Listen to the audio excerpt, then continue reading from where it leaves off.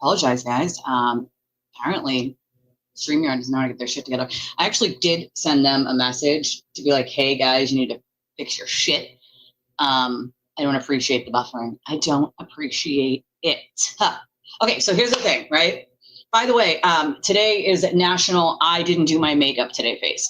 So in case y'all didn't know, it's nice to go natural once in a while and just, love your skin, okay? Well, I am. Dun, dun, dun. So yeah, National Let Your Skin Breathe. So I exfoliated. I have psoriasis. So I exfoliated and I put serum and all that happy horse shit on my face. So I did not put a face on today to just let my face breathe, man. All right.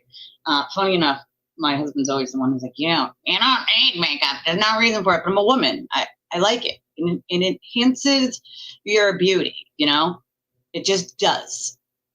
My husband prefers it without it, but I like it. It's a statement for me. I can play with all sorts of bright colors and mix them together. And you know what I'm saying? All right, so it's national, because I said it's national. It's National Let Your Face Breathe Day, folks, okay?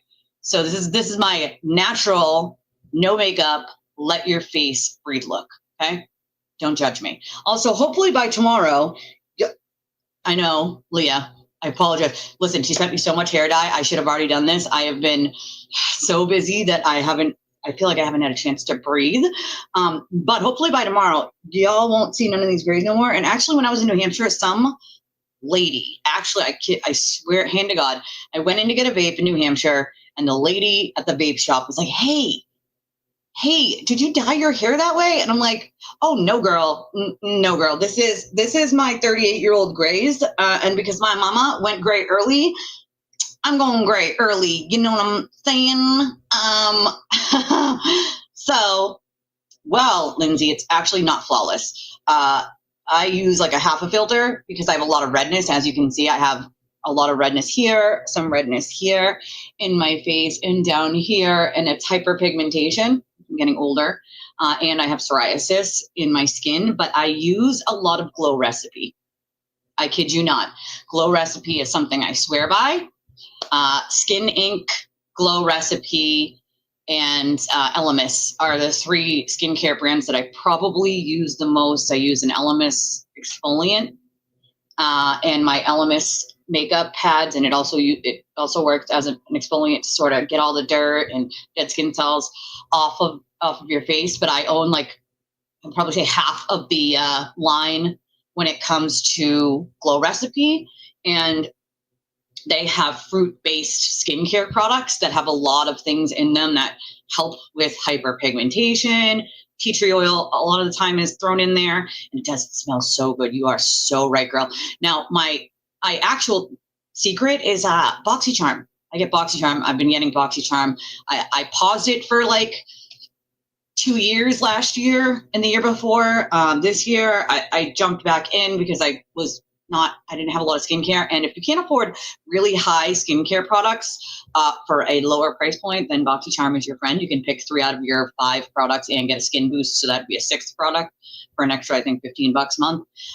But I get a BoxyCharm and I pick the 3 out of 5 products I get. And most of the time it's Glow Recipe, Elemis, pharmacy products. Those are all really good skincare brands. Sometimes they'll have 111 Skin, which is very, very, very expensive. And so what I usually do is if I get doubles or I get extra, I use them as gifts. I have, before I actually put together a basket and auctioned off that basket to raise money for my husband to go to the World Series of Softball, which I might do again because I have double the products, like brand new, high-end skincare and makeup. It's not just skincare, it's also makeup. Things like I have doubles of these, and I haven't opened them because I have doubles of these. These are different eyeliners. This one's a chrome color, and this one is called Clio Electra. But I oftentimes will get doubles or even sometimes rarely triples of things, and I save them either as gifts because you can throw it in with something else that somebody really might love, and then they're like, hey, I love this, and they go out and buy it again.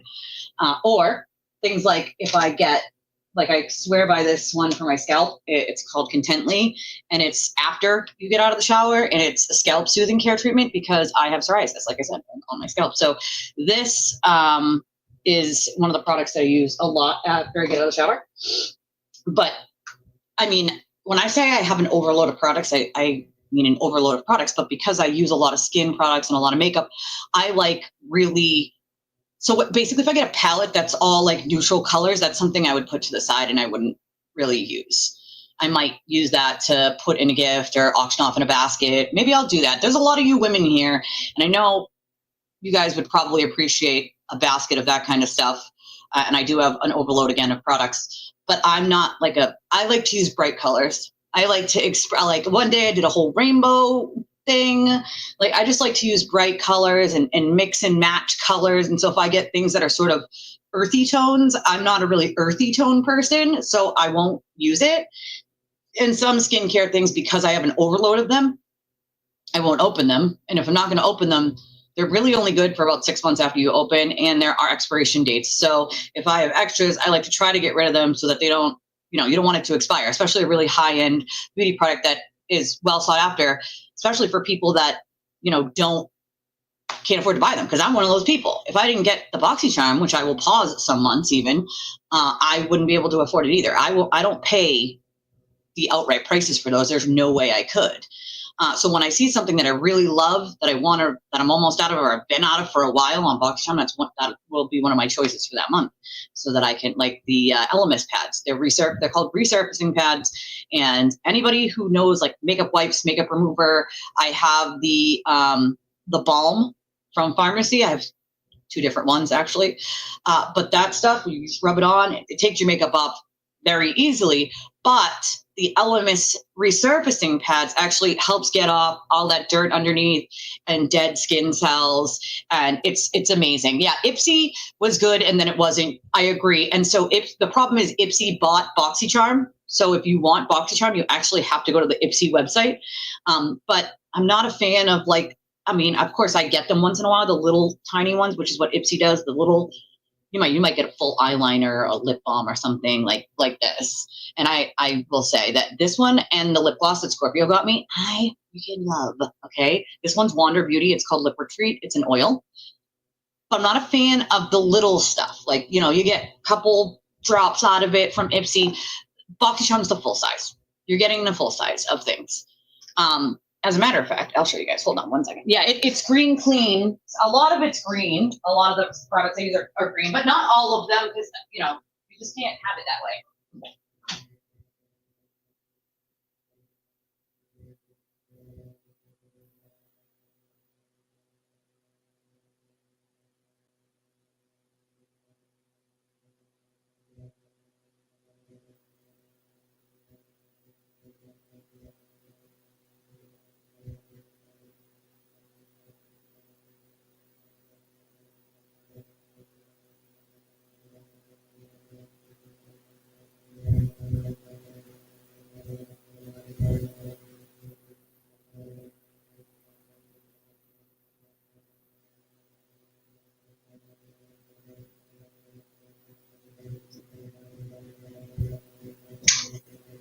All right, so I'm dropping things. See that? The kid wants to show you something she made, which I will let her do in a minute. But I will give you guys a little tidbit of advice on some of the things that I use. Okay, so this is the exfoliant. It's Elemis. All right, superfood blackcurrant jelly exfoliator. All right, it's for all skin types, and it soothes, exfoliates, 50 milliliters, and it's big. But this little guy, I don't like the little guy of this one for some reason. This is Innisfree. It's green tea seed hyaluronic cream, and I use it because my skin is very dry, and I need it. I need it. It's amazing. Use it if you have it. It works very well, but make sure you're using some sort of oil, with hyaluronic or something like that. Before I do anything, I use like I said, my Elemis resurfacing pads to get any old makeup off dirt before I do my exfoliant. And then, this is the balm. This one I haven't even opened. Okay, this is the cleansing balm. This is the papaya one. from Glow Recipe. I have not even opened this one because I have a smaller size one and a different Elemis one that I've been using, but I've used that same thing before. This is the watermelon. Now, I love their watermelon brand, or their watermelon overnight facial will literally make your skin feel like a baby's butt when you wake up. I kid you not. Try it. If you have never had it, it's one product that I will scream from the rooftops. Every woman should try. Okay. Their watermelon line, I have pretty much everything from the watermelon line, but that specifically, the watermelon overnight facial, it's just a cream and it'll make your skin feel like a baby's butt when you wake up. Okay. So these are Hue drops, but they also help your skin. They have niacinamide in them. It's a tinted serum, but you would think that it would give, it also brightens your skin. I have a lot of dark spots. You want to get rid of the dark spots. I have a dark spot like thing for, this is my dark spot one from Glow Recipe. This is a blemish serum. And again, like I said, I love Glow Recipe. I'm sorry, I do. But they have really good products. I'm sorry. And they work. And because I have used so many different products on my skin with psoriasis, and I have the hyperpigmentation and things like that, like I see a dermatologist, because I didn't have any of these problems until I had long haul COVID. And so all of this stuff is new in the last 2 years. Listen, Jimbo, to be honest, I didn't really do a lot of skincare, Jimbo, before my psoriasis or hyperpigmentation or any of that stuff. I really just use regular moisturizer like anybody else would when you get out of the shower and call it a day. But this is the Cloudberry Bright Essence Toner. It tones your face. It also smells really amazing. Amazing. But I use, like I said, I have a lot more Elemis products. It works really well. I have a couple Dr. Brandt products, which are okay, but just because of my skin type, I have very dry, very hyperpigmented skin. So I have to be careful of the things that I can use because it can enhance that sort of hyperpigmentation. And you want to get the sort of dead skin cells that are like underneath there, blackheads. You want to sort of get those out with an exfoliant. You don't want to exfoliate every day, right? You want skin cell turnover. So don't do that every day. But this works really well. And if you have this and you haven't opened it yet, girl, try it. Try it. It works well. But I do say that anything Glow Recipe I have not found didn't work. And again, because they use fruits in these different parts of fruits, it gives your skin this glow. Even my husband say, you're glowing. And it's always after I use, funny enough, Glow Recipe. It just is. But I mean, they're also like not filled with toxic shit for your skin. Although I am not one of those people that's like, oh, it has one of those chemicals. I'll never use that. I have plenty of products that I've tried that I'll use. This little guy, though, this isn't even the full size. I have the full size in the serum of Innisfree green tea seed. This is the hyaluronic cream. The other one is the serum. This cream is amazing. Oh, I have the banana souffle moisture cream and the plump cream. I probably, I mean, I know I'm missing some of the ones. I have the avocado. Listen, all right. Yes, this is a Korean brand, I believe, Innisfree. And I have about 4 products from this brand. And each one of the things has definitely made my very dry skin. As you guys can see, it's like you don't see any of the dryness right now. I used it last night and again this morning. When you wake up in the morning after using it, you will literally feel, once you like rinse it off, you'll feel the skin cell turnover of it just coming off. And that's what you want. And the avocado is good for your skin. But I use a lot of things that have tea tree oil in them because of my hyperpigmentation. And a lot of the times I can't use foundations, and you won't see me wear foundation because it just cakes onto my very dry and psoriatic skin. So I won't use things like that. I'll use things like a BB cream, just to sort of cover a little bit of the redness. But other than that, I mostly do my makeup here. Most of my makeup, as you guys will see, will mostly be, here. My eyeshadow, eyeliner, fun colors, maybe a little bronzer on my cheeks, and maybe a little highlighter.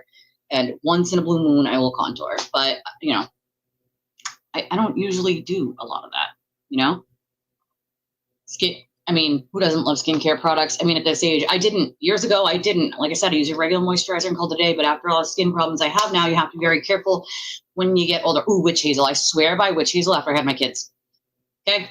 I know, men, you don't want to hear this, but after you had kids, which Hazel is your best friend, if that is something I told my sister when she had her first child, and she thanks me forever. So I have some freckles. I don't have a ton, but my daughter, my youngest, has a ton of freckles. And I find it really funny because she is named after my best friend who passed away. And obviously my best friend passed away before my daughter was born. So I named my daughter after my best friend. And God rest her soul. And my daughter, I kid you not, has all of the same, as you guys can see, like I have a lot of redness in my skin. I even get it in my hands. Like if I put my hands together too much, that is what will happen. It's the hyperpigmentation of my skin from all the skin stuff. But yes, witch hazel. But she has all the same freckles in the exact same spots, like this whole row right here. She has all the freckles in the exact same spot as my best friend.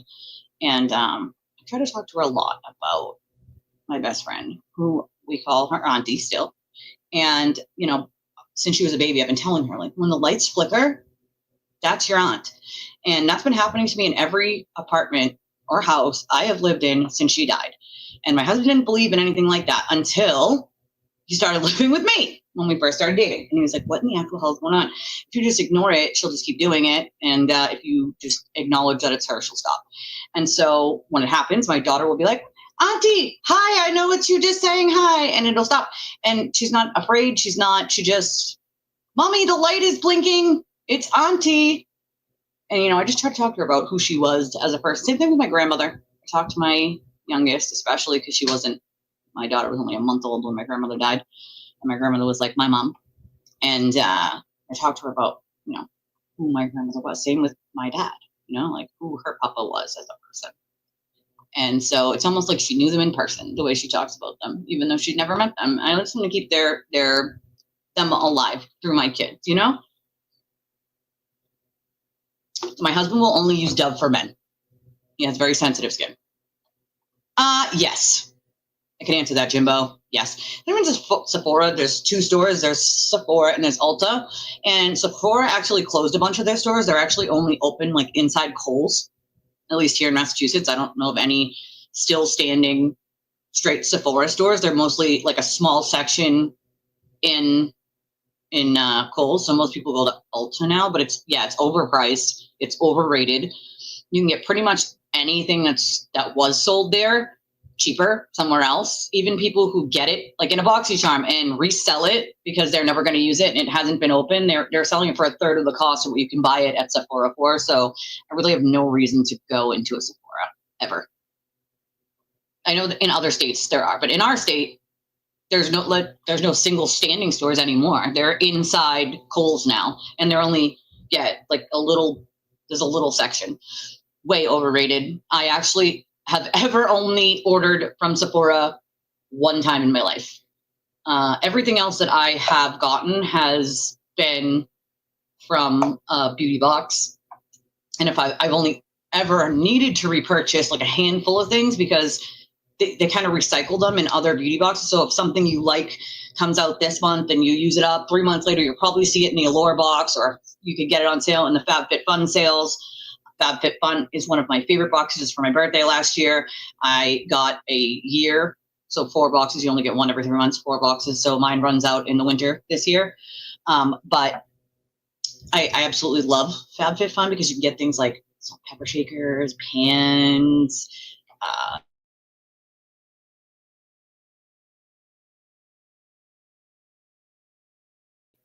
outdoor stuff, all sorts of random stuff. You can get all sorts of random stuff from FabFitFun. So if that's a box that you've not gotten before, it's gotten a little pricier, but it's definitely worth it if you like a mixture of being able to pick some of the things from your box. And if you're an annual member, you get to pick from all of them. You get to pick the thing out of each category. Now this month, something new. Say you don't want something in a said category. You can skip that one thing and get a $10 to $15 credit for that one thing, either towards your add-ons or one of the shops. So that's a good thing, I think, the FabFitFun did, because before they were only letting you like skip the whole box and have a credit for like the next time, which didn't make sense to me. All right.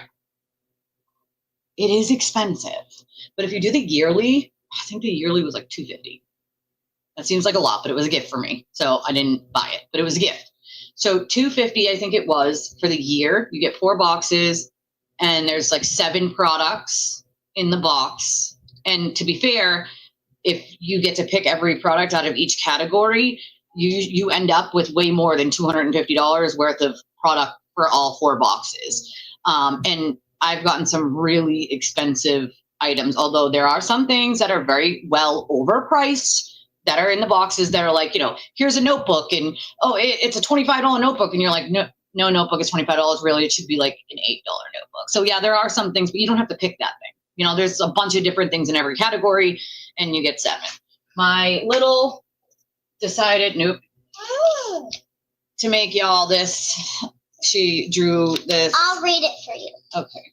It says, love you all, and then these are cherries. Those are cherries, and then I love it cherries. says hip hop, and then these are stickers. And then I can I love you all. Mm-hmm. And then don't mind me. Good job. I love how you trying, did this. Little chickies, and flowers, and a bunny. Good job. When I did a sticker of you drew like the this thing. thing, I saw that. I put this. I have a black pencil, and I did like you drew this bunny down here by yourself.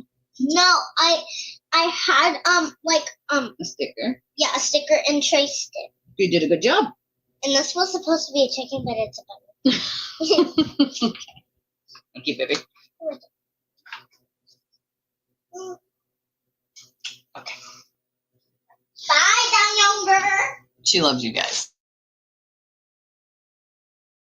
So I even get scents, okay? I've gotten Jean's got a gun, Jean's got a gun. That's like one of the really nice scents everybody loves. I've actually gotten scents from Girls Fab Fit Fun and BoxyCharm and or Ipsy, and I have a ton of them. Also, I got, I think it was 2 years ago. I don't know if you guys remember, but I had the neighbor that lived upstairs from me at my old place that I helped take care of, who I still, you know, check in on, make sure he's okay. But his girlfriend, a friend of mine, she had passed away. And apparently she had bought like an entire year of Scentbird, but all random. Like she didn't pick them every month. It was just random on whatever they sent her. And so every month he would get the little packet of whatever was in there, and he would give it to me because it's either that or throw it away. So I have a bunch of little ones that I've actually never, I mean, they're not even little. They're, you know, like this.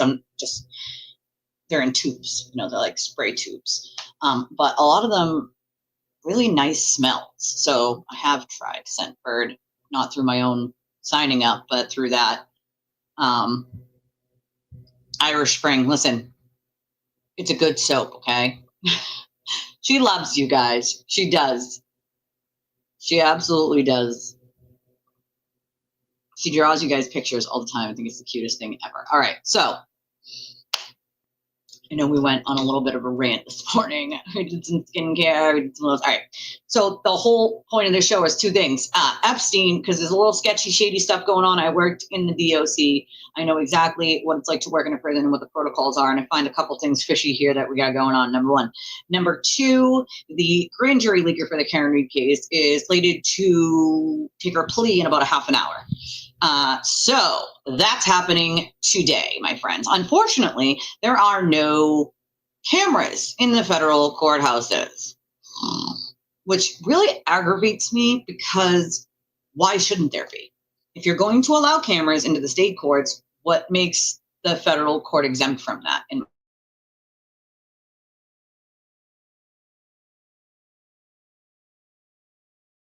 me and StreamYard are going to fight. Done with this buffering, and I really might have to switch to a different, I mean, listen, StreamYard, I beg of you, fix your crap, okay?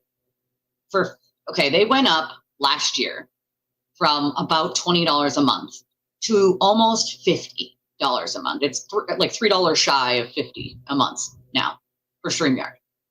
They doubled their price and are not bringing anything better. Actually, as a matter of fact, it's worse because so many people use StreamYard now.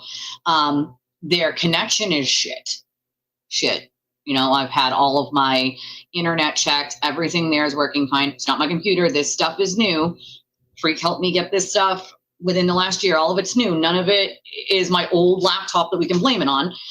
So that ain't it. So the only thing left is StreamYard itself. And I'm not the only one that keeps getting these buffering issues. It's driving me insane. And I can't hardwire in because my modem is in my bedroom, which is not near my office room. So, you know, I mean, I could use a Restream, but I'd still probably have to eat a month's worth of StreamYard that I just paid for, like when I was on vacation, unfortunately. The internet bill and StreamYard came in literally while I was on vacation. I had to pay them unless I wanted them shut off. So really, I'd have to eat a month of it, or at least sort of let this month come out. You know, we do have the Adelson trial coming up, which I hope most of you will be watching with me. On the 19th, jury selection starts. So, you know, I don't want it to conk out on us during that either. So I've been sort of going back and forth with StreamYard and their customer service department to figure out what in the actual hell is going on. Y'all need to fix what's going on here. And I keep getting silly excuses like, oh, we're, you know, had a system issue or blah, blah, blah. Okay, well, we pay a lot of money per month, more than, you know, we really need to, with you doubling your prices last year, which in my opinion, they weren't offering anything more for doubling their price. They were not. Like, what is happening? All right, let me bring this up here. Okay, so most of you know about Jeffrey Epstein, and I will sort of start this with, he's a monster, okay? The man was a monster and held a lot of secrets when he died. I do not think that he had a lack of people who wanted him. Okay, that's for sure. But what the government has claimed, what the tapes that we have show, there are some discrepancies. They talk about their HSU unit, which he was housed in. We had an HSU unit. Most prisons have an HSU unit, which is a special housing unit. Numerous jails use it for different reasons. They could use an HSU for mental health monitoring. They could use an HSU for, you know, medical. That's an overflow from their sort of medical wing.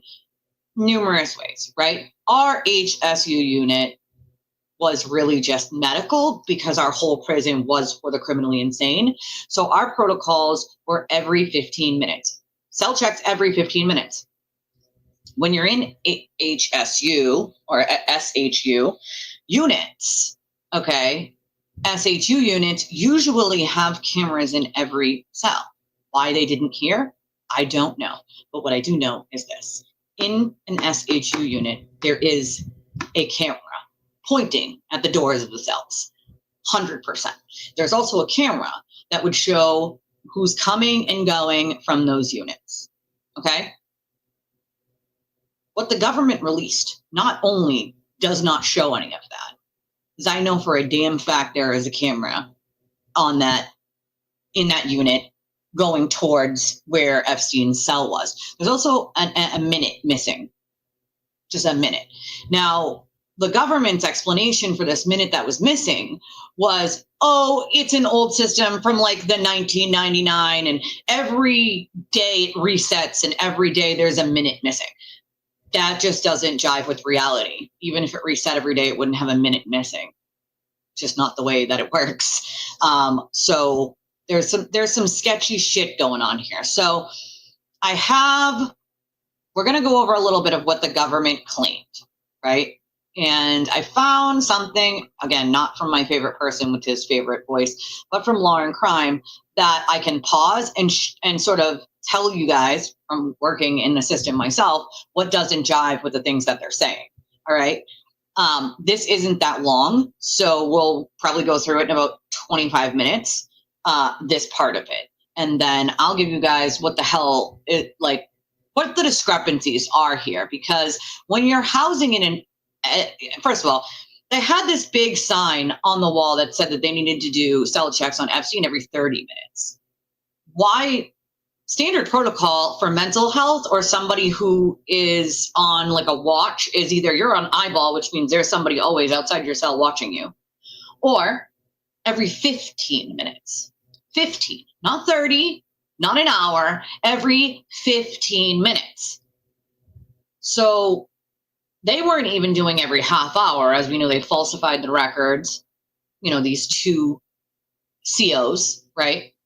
And they didn't do these every 30-minute checks, even though, again, they should have been every 15 minutes. Standard protocol for anything mental health or special like that would be every 15 minutes, not every half an hour. So why did the jail put this sign on the wall that says every 30 minutes?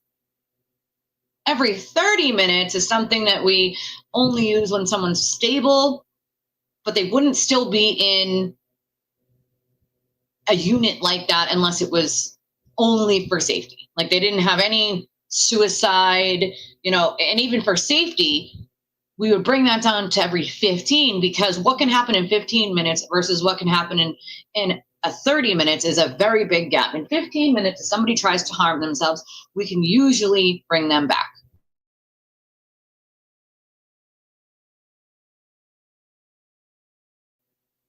Sorry, guys, once again. Let me see if I can actually, let me see if I can show you guys what the cut down tool looks like. All right, it looks like Captain Hook is how I explain it. It looks like, you know, Captain Hook's hook, okay? Let's see if I can.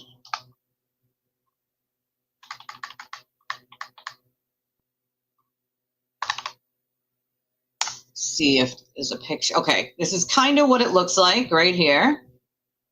Hold on. This right here is kind of what it looks like. It's just in a bigger version. So that's like a mini version of what we had. It's literally a hook, okay? And it's called a cut down tool, and it's probably about this big, okay? It's huge, and it's thick. Why? Because they try to use bed sheets and things like that to tie to one leg of the bed and pull on the other to harm themselves. I kid you not, I have used it many times for people trying to harm themselves in the jail. And so this is a cut down tool, all right? This looks more like, you know, a seatbelt cutter. This one says 911 rescue tool corrections cut down knife. So it does multiple things. The only difference between what this is and what we had is this, the bottom piece there, that black piece. There was probably, the piece we had was probably about this big on the bottom, just so you could hold your hand. The rest of it is metal, and the part that, you know, hooks, that whole thing will slice right through pretty much anything. But it does, it literally looks like a Captain Hook. That's how I describe it to other people, as what the cut down tool looks like. It is Captain Hook like. So in 15 minutes, if you cut someone down, chances are you can bring them back, right? 30 minutes, not so much. That's a lot of oxygen that hasn't been to the brain in 30 minutes. 30 minutes, that's a long time. I will say that my best friend was left without oxygen from anywhere from 25 to 45 minutes of no oxygen to her brain, and she died as a result, okay? 30 minutes is a long time to not have oxygen to the brain. Hence why we use 15 minutes as a standard protocol. Anything that requires, you know, mental health, safety, suicide watch, things of that nature, unless you're on eyeball. And if you're on eyeball, that means somebody is always watching you. Somebody is sitting outside that cell or standing outside that cell, literally watching you at all times. So that's clearly not what happened, okay? All right, now, let's see. Let's go back to this. I mean, everybody should have something for emergencies, but the jails all have what is called a cut down tool, and that is what it looks like. Just a giant hook. And especially, you would have them in a unit like an SHU unit, a special housing unit, or an HSU unit, which is a medical unit. So I just find it weird.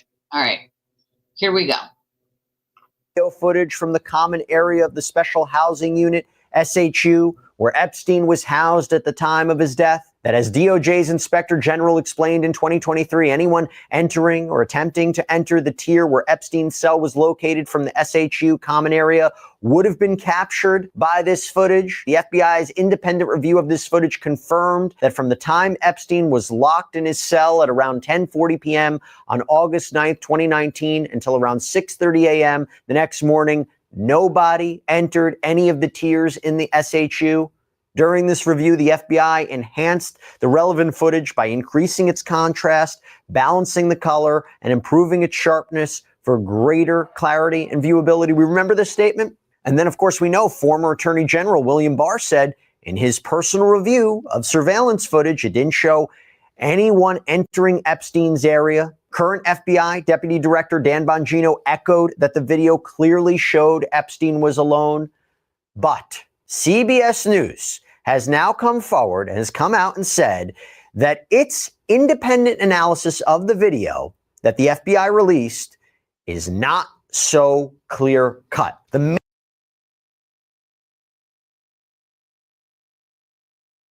Not only is it not clear cut, right?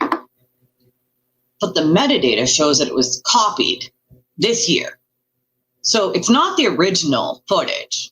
Now, the FBI probably didn't release the original footage. They obviously took it in two pieces, strung those pieces together and released that to the media. But then it begs the question, why? Why did they? Yeah, I did see that too.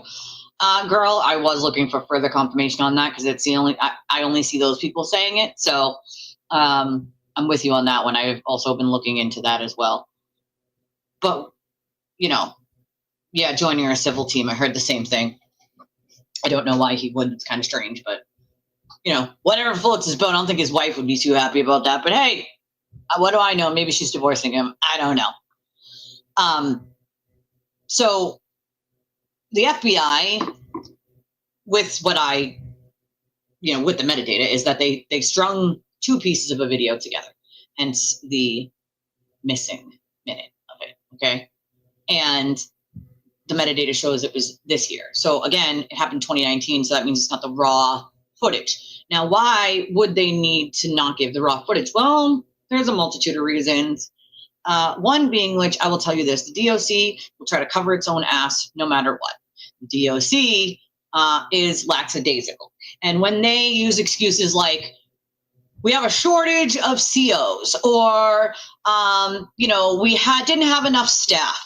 That is their fault. Let's make no mistake. They love to push it off on low staffing levels and things of that nature. But in reality, I worked in the prison system. I had to, you know, pass a background check for the DOC and then one for the private company that I worked for. They don't give a shit about staffing levels. The less amount of people working is the less amount of people they have to pay. They care about money, dollars and cents. They lowered the amount of security staff on our units to save dollars and cents, not because there weren't enough, but because they wanted to save dollars and cents. They know that the turnover rate for the prisons are 50 to 70%, right? That is the turnover rate for staff, is people are leaving as fast as they're coming in. So if you know that, then you would need to hire double the amount that you are currently trying to hire, and there are no lack of candidates wanting the jobs, okay? So let's make that clear as well. The training classes that we had were anywhere from 20 to 40 to 60 people. We had to use halls. I kid you not when I say we had to use halls to accommodate the classes, all right? So my problem lies when they use these excuses like low staffing levels. You always have low staffing levels due to choice, not due to people not wanting the jobs, not due to there not being enough people, but because you refuse to hire what's necessary with your turnover rate to save dollars and cents. I know, I watched it happen over and over for years. So when they use these excuses that they use and continuously use, I just roll my eyes because I watched the way the DOC cuts things to save dollars and cents. It's all about money, folks. Everything rolls back to money. So when they blame things like, oh, we had low staffing levels that night, we don't know what happened, that's bullshit. That is absolute and utter bullshit.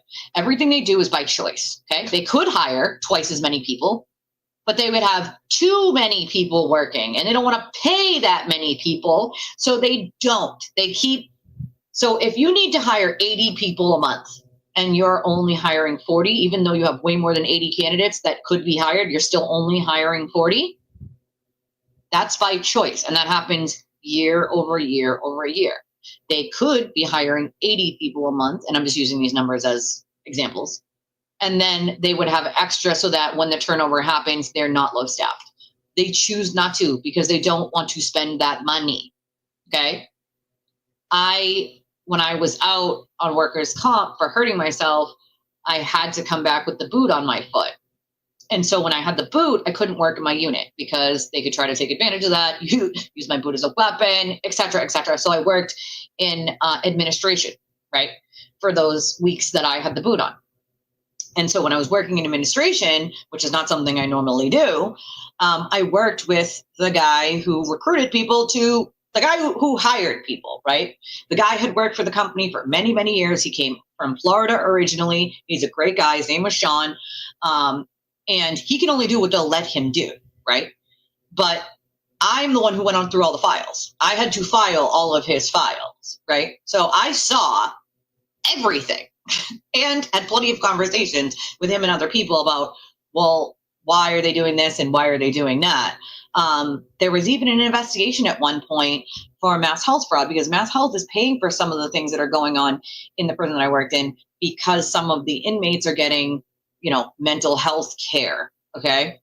Care. I say that lightly. Care from half the doctors, more than half the doctors didn't actually give a shit and wouldn't even come into the prison. That was half the problem. All right. They were, quote, on call, do it over the phone. No, that's not giving any, but okay, that's not here nor there. But the point is I literally watched this shit. I know how it works. Okay. So when they use these excuses, it makes me literally roll my eye. Main thing is that you don't have a great view of the entrance to Epstein's cell block, citing that is not in line with what we're hearing from officials. Now, CBS News, they created a digital reconstruction of the prison layout using references from the 2023 DOJ Inspector General's report. And they say there are a bunch of inconsistencies between the video, the IG report, and what officials have said publicly. Now, to be very clear here, the video that was released, it doesn't disprove that Epstein died by his own hand, but it seemingly raises questions about the investigation. And so I want to back up for a second. I want to give you a general overview of this facility, okay? So Epstein was being held in the MCC in Manhattan in a secluded area called the SHU, the Special Housing Unit. It had 3 wings, each with 2 levels, and Epstein was kept on the upper floor of this wing. So to get to this cell, you'd have to take a staircase from the common area, and this is right where the guards usually worked. Now, according to the IG report, the Inspector General's report, which we reviewed, there were multiple cameras in the unit streaming live, but apparently nobody was actually watching them. Okay, there's multiple cameras. They only show you one. One that doesn't even show where Epstein's cell was. Okay, huge problem. Red flag number 1. Red flag number 2, where's the footage from the camera that's right near his cell or going in and out of the unit? Because I know they exist. The things that they usually say are, they weren't working at the time, they weren't recording, the same crap excuses, which I'm going to assume at some point is what we're going to hear. They're never going to release the footage that's right there in front of his cell, right?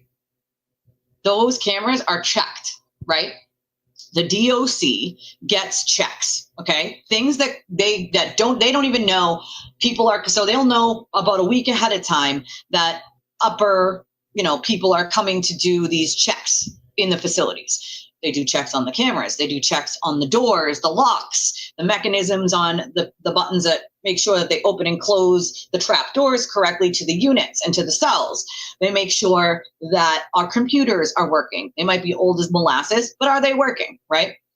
So if there are cameras that are out, we can't have cameras that don't work or are out. Those cameras get fixed, and they get fixed pretty quick. Why? Because you never know when you're going to get one of those higher ups that come and do an inspection. The government comes, they do their inspections, and you can't fail. You literally can't fail. So like about a week before they get there, everyone's up your ass. Your bosses are up your ass to do this, do this, do this, do this, do all these things that you wouldn't normally do and don't normally do because the higher ups are coming. So if a camera goes out, even before we know that they're coming to do a check, that gets fixed because you never know when they're going to pop up, right? So to use the excuse of the camera wasn't working or, that's just bullshit. And anybody who's worked in a prison knows that it's bullshit. What really bothers me is that nobody's speaking out. And maybe it's for being afraid. Maybe they've been threatened into silence. I wouldn't doubt that, not one bit. But this is Delulu level crazy when no one is saying, hey, this is how it works in this prison. anybody who's worked in a prison knows the protocols, and the protocols a lot of the times are standard across the board. Obviously,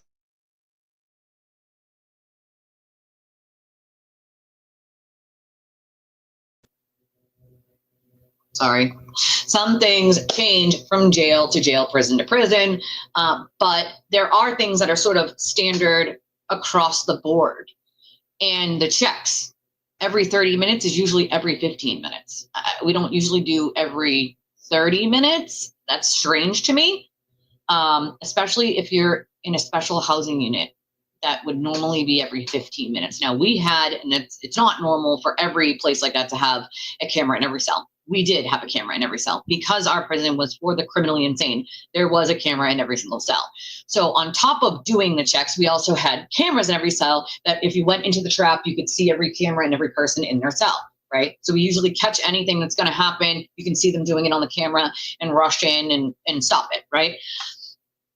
But we also still, even with those cameras, had every 15-minute checks, every 15 minutes, okay? Every 30 minutes was once they were off of an intake unit or off of a place where they were stable, right? So they're no longer on an eyeball. They're no longer making threats of trying to harm themselves or other people. There's not a safety issue. They're just in a regular unit, and then you'd go every 30 minutes to hour.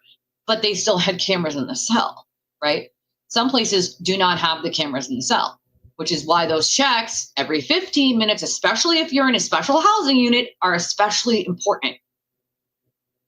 Oh, a couple people. We've cut down, I can at least a handful of times that I remember using the cut tool to cut someone.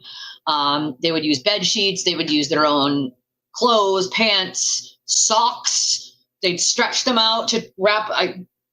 The things that they would do to harm themselves, and sometimes not even harm themselves, but to get the team to come in and actually shoot them in the behind with a drug that they wanted. They would do things like that to get it. Okay, so I have, and even outside of the prison, I have done CPR on at least 6 people. None of those people died, thank God.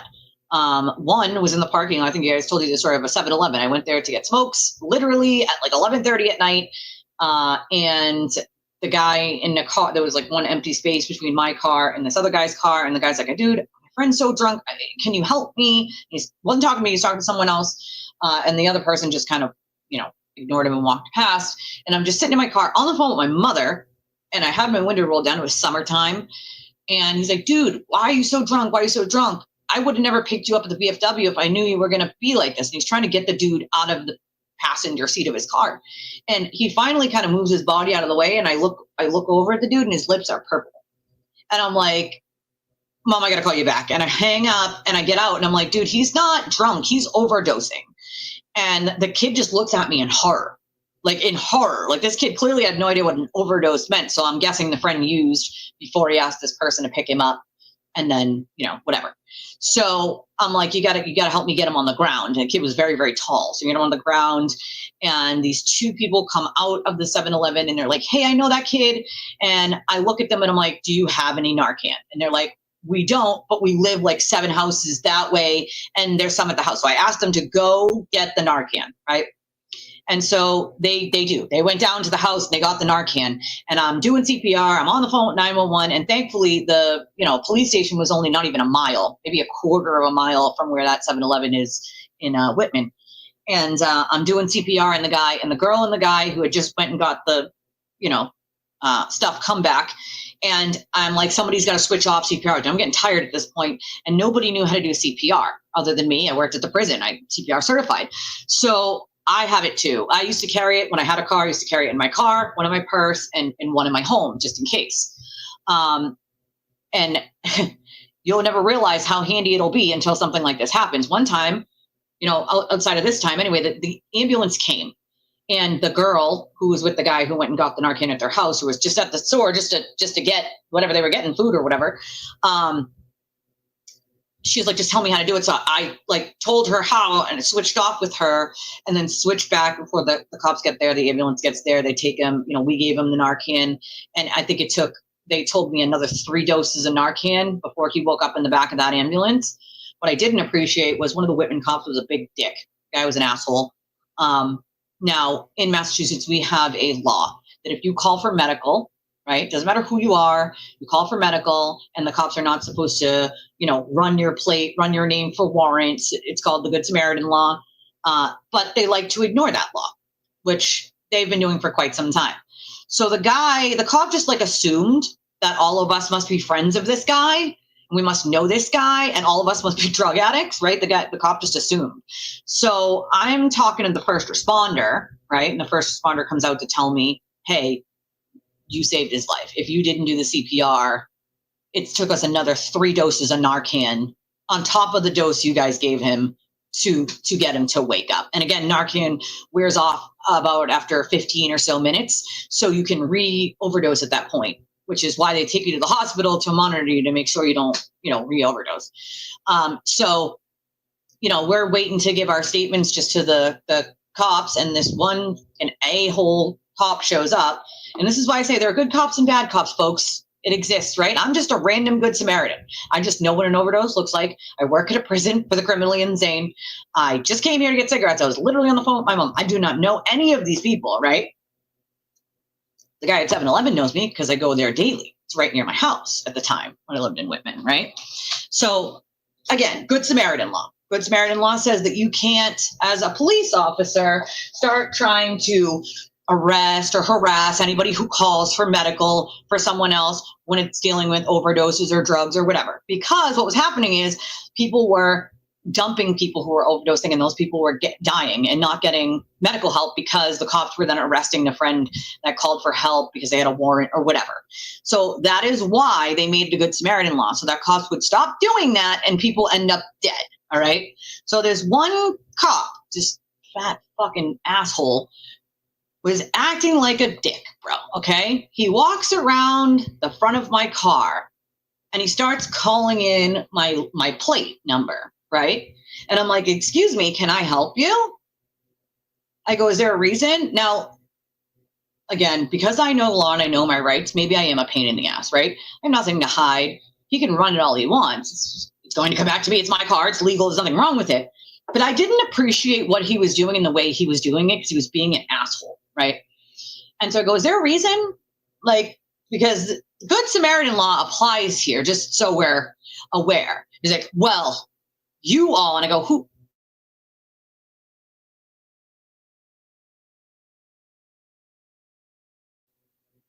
Sorry, we were buffering. He said something like, you all, blah, blah, blah. And I'm like, you all? Who the hell is you all? All of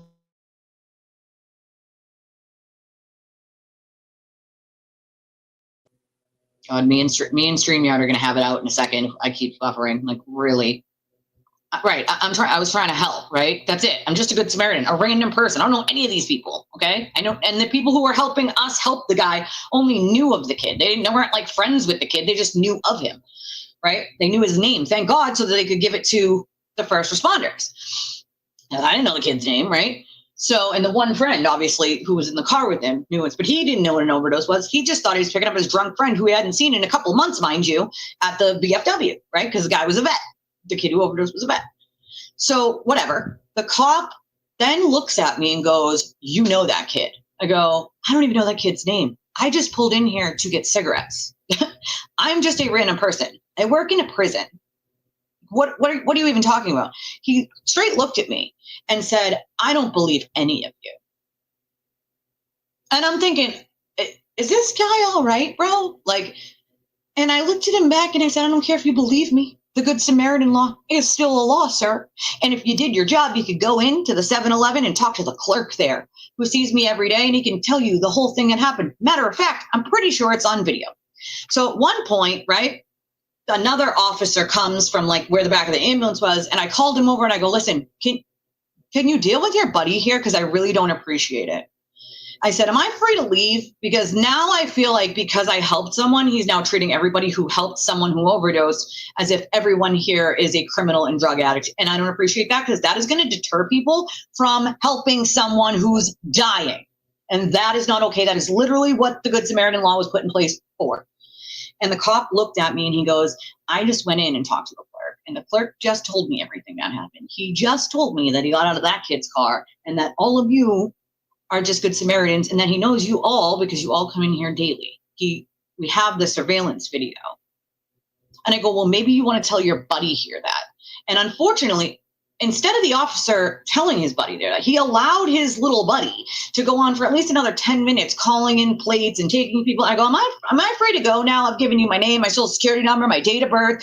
Now you look like a fool because they have the security tapes. They know what happened. The clerk's telling you what happened. And you are still breaking the law, number one. And number two, acting just like a dick. Are you happy with yourself that you're deterring people from trying to save a life, my friend? Like, he can harass me all he wants, right? I don't give a shit about that. What pissed me off about the whole thing is you are going to do this to someone else that will never help someone again who might have had a warrant, who might have been afraid, and they will never, somebody will end up dead because of your shit ass attitude. Okay? That's what will happen. Because your shit ass attitude of assuming that everybody must know someone. I perform CPR. I'm a stranger to this person, right? And so only after like 20 minutes does the other tall, younger cop come back over and tell the guy, like, they're all just good Samaritans. They didn't know this guy. I've talked to them. Like, you could have told him that 15 minutes ago, guy, okay? And only after that did that piece of shit cop get in his car and leave. He didn't even stay on scene at that point because he must have been real embarrassed. He literally got in his car and left. Mind you, the ambulance is still on scene. And I had asked like 3 times, like, why they hadn't left yet. Like, oh, he's awake. Okay, I'm glad he's awake. You're still bringing him to the hospital, right? Like, yeah, okay. Well, then why are you still here? You know, and it really bugs me the way they treat people when it comes to an overdose. Okay, it's still a life. It's still somebody's mother, father, brother, sister, loved one, partner, child, parent, whatever, right? You don't stay on scene. The Narcan wears off after 15 minutes. Even if you can, give them another dose of it. Bring them to the hospital. They could have other medical issues that, you know what I'm saying? It depresses your breathing, like other things going on, right? But what really, it's a life. It's a human life. And I'll never forget what the 911 operator said to me on the phone while I was giving CPR, because it must have pissed me off so badly. I remember like it was yesterday. She said to me, well, do you know CPR? I said, I've already started to administer CPR. She can hear me, right? She can hear me counting right? And she said, I have it on speakerphone on the phone laying next to the dude's head, and I'm doing the CPR. And she's like, you don't have to do the breaths if you're not comfortable. Just do the chest compressions. Now, I get it. I understand why she said it, but I just don't think 911 operators should give that option at all, ever. Okay? This is someone's life. If you're not willing to do the breaths, then don't do CPR. Really that simple. Breaths are important. And yes, I get that the chest compressions are important, but to say that one is more important, keeping the heart beating is important. But my best friend died from lack of oxygen to the brain because she was left like that for 20 to 45 minutes. Breaths are important. Oxygen to the brain is important. So for a 911 operator to say, well, if you're not comfortable doing the breaths, just do the chest compressions, I was friggin' floored. Like, no, ma'am, I will do them both. I wouldn't have started CPR if I wasn't going to also do the breaths. Kind of common sense, no? Like, I'm sorry, but please don't start CPR on someone if you're not comfortable doing the breaths. Let somebody else do it that is comfortable with the breaths, because in my opinion, oxygen to the brain is just important as doing those compressions and keeping the heart pumping, period. All right? Bottom line. So I'll never forget that, because I've called 911 and done CPR on more than one person in my life, and I've never heard a 911 operator say, well, if you're not comfortable doing the breaths, just do the compressions. I don't think 911 operators, and I'm sure that's something that they told her to say, but I just don't think that they should be giving that option. I'm sorry, I don't. And shame on whoever's teaching them that, because oxygen to the brain is just as important. If they get no oxygen to the brain, they can be brain dead and have to be taken off a ventilator and die like my best friend did. You can keep the heart pumping all you want. A machine kept my best friend's heart pumping for days. Yet because she was left without that oxygen to the brain, she was brain dead and she died. That is not okay, right? So if you're going to do CPR, please do the breaths too. Please do them. They are important. I don't give a shit if you get a 911 operator that says, if you don't feel comfortable, well, if you don't feel comfortable, don't do the damn CPR to begin with, have somebody else do it. Okay? If you're not willing to jump in and do the breaths and the whole thing that entails doing CPR, don't do it. Okay? There was one other time that I had, and this is why I say it's important. I did not have any Narcan at the time, right? So this is one of those times that I'm like, damn, I wish I had it, right? And this is the reason why I started carrying it in my car after that. You know, and again, this was almost 10 years ago now, but I don't have a car anymore, so I don't have a car to carry it in. But carrying it even at your home, in your purse, like just having it, you never know. You literally never know. And so there was one time home by myself, enjoying the peace and quiet, and I hear this banging on my door like it's the cops, right? And I lived in a complex, so there were multiple different and again, this was like 10 years ago. So I lived in Norfolk County, right, at the time. And, you know, I hear this banging on my door like it's the cops. So obviously I go to the door and I open it, and it's a neighbor from like 2 buildings over. And she's screaming for me to help her. Somebody is overdosed in her apartment. And he's a big kid, right?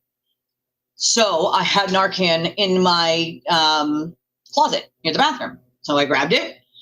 I went all the way over to her house in that building, and this kid was a big boy. He was over 6 feet, over 200 pounds. He was a big boy, and he was on like his side. I had to get him on his back and sort of pull his legs all the way down to make sure he's flat, start CPR, give him the Narcan. Thankfully, he woke up before the EMTs got there. The EMTs took over and whatever. But that was random.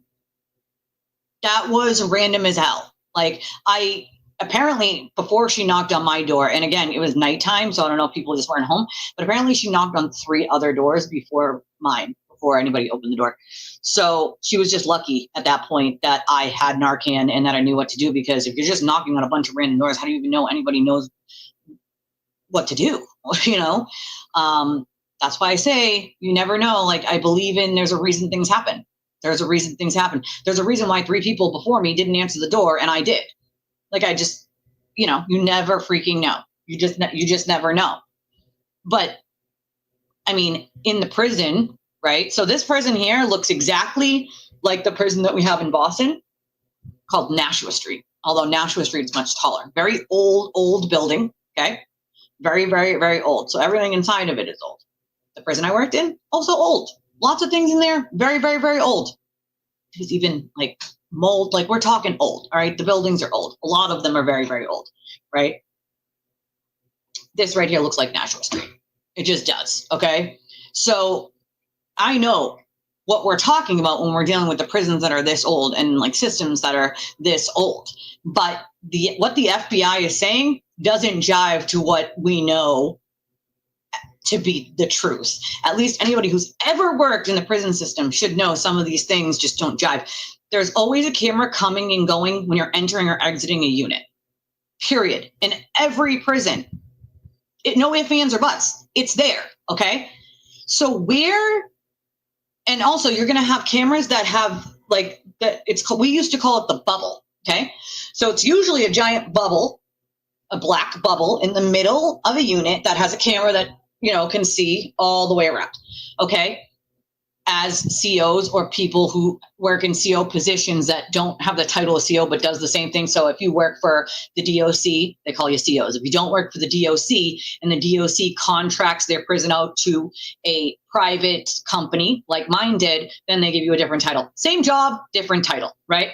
But nonetheless, we called it the bubble, right? So there's usually a bubble that shows all the way around. You can see all the front of the cells. And in our case, you can see inside the cells because each cell had a camera in it. Of course, that, again, does not happen in every prison, but you at least have the bubble that will show the outside of the cell doors, and there'll be a camera showing anybody who's coming or going from the unit. And that's for a multitude of reasons, including to stop COs from entering units they're not supposed to be in, and to catch people who are working for the system doing things like bringing in illegal drugs and things. That's why those cameras exist. So there is a camera outside of the housing unit of the special housing unit, the SHU, where he was, right? Where he was housed. There is no chance in hell that there isn't a camera that shows the outside of his cell and anyone who is coming or going from that unit. The camera angle they give us is up in a corner on a second row deck that you can barely see what's going on down below. Make no mistake, there are other cameras that show the rest of that unit. Where are they? Why haven't we seen them? By now, there's a reason why we haven't seen them. Let's throw that out there, okay? Yeah, only 2 guards in the unit at that point. One came in at 12, okay, and the other lady was already there. But, okay, that makes sense. They're locked in. You don't really need more than 2 or 3 at night when they're locked in. You need at least 2, but usually you would still have anywhere between 2 and 4, depending on how big the unit is, right? Because you can't have 2 COs dealing with one issue with one of them in their cell and then have no COs left on the unit, right? So in an emergency, so you have to have like 2 to 4 per unit per night. Even if 2 people call out, you got to have people come in and fill in. It's a whole thing, okay? I worked the overnight for a while. And we had at least 2, but that, again, when we're doing intake unit with only, I think it was 20 cells, maybe 25 cells. Yeah, about 25 cells. We're still doing rounds every 15 minutes. They're locked in. They're not coming out until the next shift gets on anyway, unless there's some sort of emergency. And even in that case, we have other security that can come onto the unit to help. So why weren't they checking the units when they were supposed to be? Where is the cameras that show the rest of the unit? Where are they? Because I know they exist. Anybody working in that prison damn well knows they exist. My other question is, why aren't any of the people who ever worked in this prison speaking out? That I find seriously suspicious. I mean, there's got to be former COs that don't work there anymore. I mean, I get why current people might not be speaking out. It's their job. They want to keep it. But why aren't anybody who used to work there saying anything at this point? I find that highly suspicious that we don't hear one single thing from anyone who works in that prison about what the protocols are. Because anybody who's worked in a prison or for the DOC itself, which is the Department of Corrections, you know the answers to these questions, okay? Maybe that's it. Nobody wants the goddamn answers. The report reads, this investigation and review revealed longstanding deficiencies with MCC New York's security camera system. Please. These deficiencies resulted in nearly all of the cameras in and around the SHU where Epstein was being housed to not record video starting in late July 2019 and continuing through the date of Epstein's death on August 10th, 2019.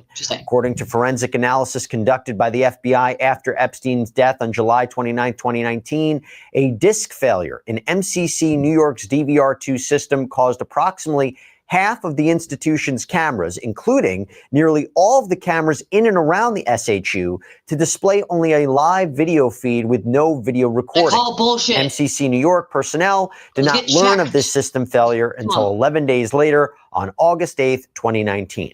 MCC New York personnel determined that the DVR2 system needed to be rebuilt to restore recording functionality. Despite the lack of recording functionality, this repair was not completed until after Epstein's death. And so thanks to the broken equipment, you really got one camera that recorded anything useful.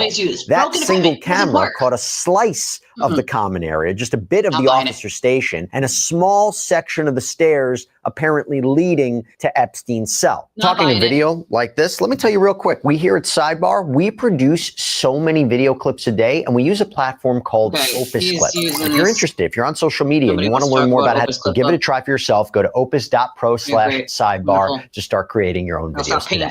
So we're going to dissect this jail footage, okay, based on the CBS report. The footage is apparently 11 hours long, completely silent. It covers Epstein's last night in his cell at the MCC on August 9th, 2019. The recording begins at 7:40 p.m. And mostly you just see prison staff doing routine stuff, filling out paperwork, handling blankets.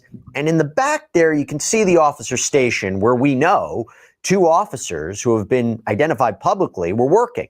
Tova Noel, who was a corrections officer working a double shift and was already working at that time, and Michael Thomas, an apparent material handler who would not arrive until midnight. Now, the camera's view is really limited, only showing parts of staircases and doorways, but the staircase leading to Epstein's cell, mostly out of frame.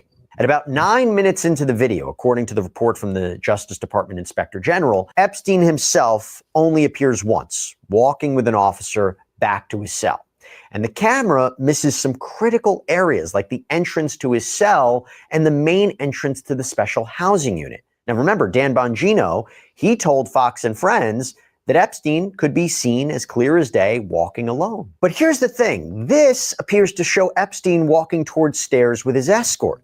Now remember, regarding this video camera, the 2023 Inspector General's report specifically says, quote, anyone entering or attempting to enter Epstein's SHU tier from the SHU common area would have been picked up by that video camera.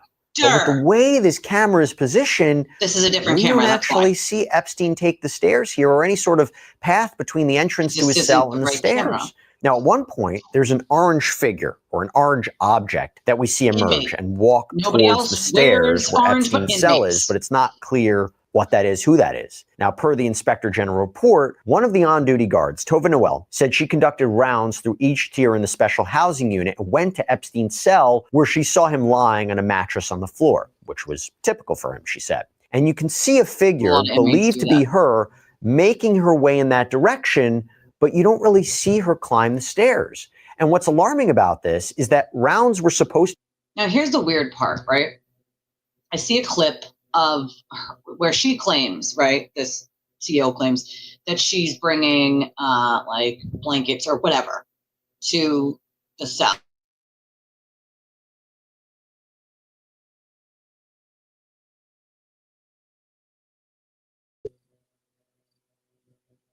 Sorry. The problem with what she claims, right, that she's carrying these blankets or clothes or whatever to the cell of the inmate is that we don't carry them on a friggin' hanger to the inmates, okay? We don't do that. They're usually folded or in what we call a laundry bag, which is a white bag that has like, you know, things that you can close it and open it. But it's not, we don't hold them up like this. So like, if you zoom in, because I did this a couple days ago, and you look, she's holding what she's claiming are garments or blankets or whatever, like this. That's something you would see at home on like a hanger or something that I saw when I was picking up the suits for my wedding for the groomsmen. Like what, you would not hold inmates' blankets, clothes, or anything of that sort like this, like holding it up. That doesn't even make any sense. So that just doesn't jive with what she claimed, okay? It just freaking doesn't. And so at one point, yeah, like a press suit. At one point, they claim that, well, at least she claims that you can see someone sort of in orange over near that area, and they claim that it's a CO. No, COs don't wear orange. Also, we have uniforms. And we're not allowed to wear anything even underneath. What we got was these black wickered shirts that were meant to, like, you know, wick up sweat or heat. Long sleeve, okay? They're like compression leggings or compression pants, but they're compression shirts that are worn underneath. They're higher neck, sort of like what police officers wear, but not exactly the same for a CO. And so we had these like long sleeve black shirts. We aren't allowed to wear any other color, especially orange. Only the inmates would wear orange because that is the way to differentiate them from everyone else, is that you have a uniform. You're not allowed to. So for them to try to say that this orange wearing person is a CO is mind blowing. Okay. No one else in that prison is going to wear orange unless you're a goddamn inmate. It's really that simple.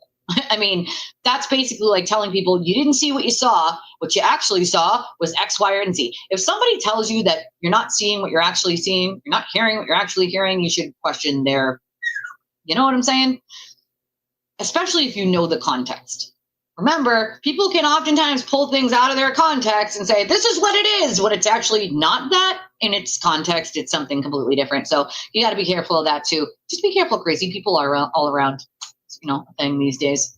To be conducted twice per hour. And regarding Epstein, the rules were even more strict because per the Inspector General report, this sign was posted at the guard station. It reads, mandatory rounds must be conducted every 30 minutes on Epstein. But the investigation by the IG concluded that the mandatory rounds really weren't conducted during the shift. Now at around 10:38 p.m. in the video, you can see movement on the stairs, this orange figure.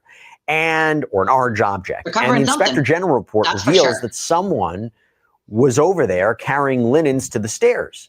The issue is experts told CBS they weren't sold on this conclusion and thought it could be an inmate. Now, this is when authorities say no one else approached his cell block until the next morning. And this is an important disclaimer to throw in here too.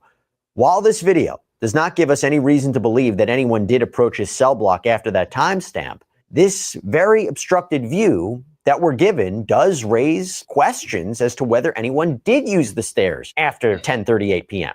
Now, per the report, Noel told investigators no one was allowed in on this night, and that she would have had to physically open the door to allow someone to enter that area of the unit. And I want you to remember that last part, because even though that's what she said, you can see, or apparently see, at all these various times throughout the night where one of the guards, believed to be either Noel or Thomas, walks over towards that direction and kind of disappears out of view. And you go back to what I was saying about needing to physically open the door. If you look at this shot at 4 a.m., you can see someone enter from that side of the screen alone. But we don't believe there's any explanation for this in the report. This would have occurred during the time when it would have been just Noel and Thomas on duty, the latter arriving at around midnight to begin the shift. Now, the video even shows several individuals entering and exiting while Thomas and Noel are seen nowhere near the door or not present at all. Again, seemingly contradicting what had been said. And as a result, there is really no way to know from the video if... So they're going to tell me that no other personnel, no other COs, no other sergeants, no other anyone came to that unit at any point, any medical, no one, not a nurse, nothing. I mean, that's just not plausible, especially in an overnight shift. A lot of the times people get bored. They'll go visit another on their break or whatever. They'll wander over to another unit to say hi to someone. It's just not realistic. It's really just not, you know? You know, that's the thing. I think people are smart enough to not put it in their own, but check their families, their friends. They probably would find something. Also, this came in about 40 minutes ago, and I didn't see it till just now, but thank you to Alma for your $10 donation. I appreciate you, my friend. I think that's the first one of the stream. If anybody else would like to donate to the channel, we would appreciate it. We're struggle busting it over here. Had a lot going on lately, so sorry I haven't been so consistent with the times, but we'll get there at some point. You know, school's starting back soon, so I can have that sort of on point time every morning that I see you guys. And we have a trial coming up anyway, but if you'd like to donate to the channel, we have one of a bunch of different ways. We have Venmo, Cashapp, PayPal, Revolut for those of you out of country. PayPal also works for that, and that link that we have, that works for you guys as well. If you're out of country, it is literally pinned inside of the chat. It's also in the description of this video and the front of our YouTube. And you can just click on that. You can enter any amount you want. And we greatly appreciate it because we only survive based on you guys. Also, I have 5 more. I gave 5 out earlier. I forgot they reset at the first of every month, but YouTube gives me 10 channel memberships that I'm allowed to give. So here goes the last 5. See who it gives it to. I have no control over who it gives it to, but fingers crossed it goes to all y'all. The Adelson trial is coming up on the 19th, and so we'll be doing that one, of course. Who's it give it to? Let's see. Shaking the bushes, I guess. Oh, Kodo gets one. Haven't seen Kodo in a while. Danny C. Care Barrows. Miss G777. Smoochy Bird. Hey, Jack. So I appreciate y'all. It's definitely. I gave away the whole 10 that I got. They only give me 10 at the beginning of, oh yeah, me too. I have no control, unfortunately, over who they give it to. But I always give them out because you guys deserve them. And, oh, also, thankfully, for all of you who have this little QR code in the top of the screen here, Maestro made us. And if you have an iPhone, we found a workaround for you to be able to get your channel membership. Boop. Okay, all you got to do is scan this, and I think it also works for gifting memberships too. You scan this little guy with you can put me on the TV and scan that little guy with your iDevice, right? Your iPhone, iPad, whatever. And you scan it and it goes right to buying channel memberships. You can do it with that. You can pick your tier, there's 4 tiers, and you can join the channel that way if you have an iDevice. So we figured out a workaround for y'all. There it is. We thank Maestro for it. So that little QR code there on the top of the screen that I just put up, that will bring you to your channel membership to get one if you do not already have one to our channel. All right, back to the video. Let's finish this off so we can talk about the grand jury leaguer that is currently at the moment pleading. If indeed it was possible for someone to enter the unit and climb the stairs to Epstein's cell without being seen.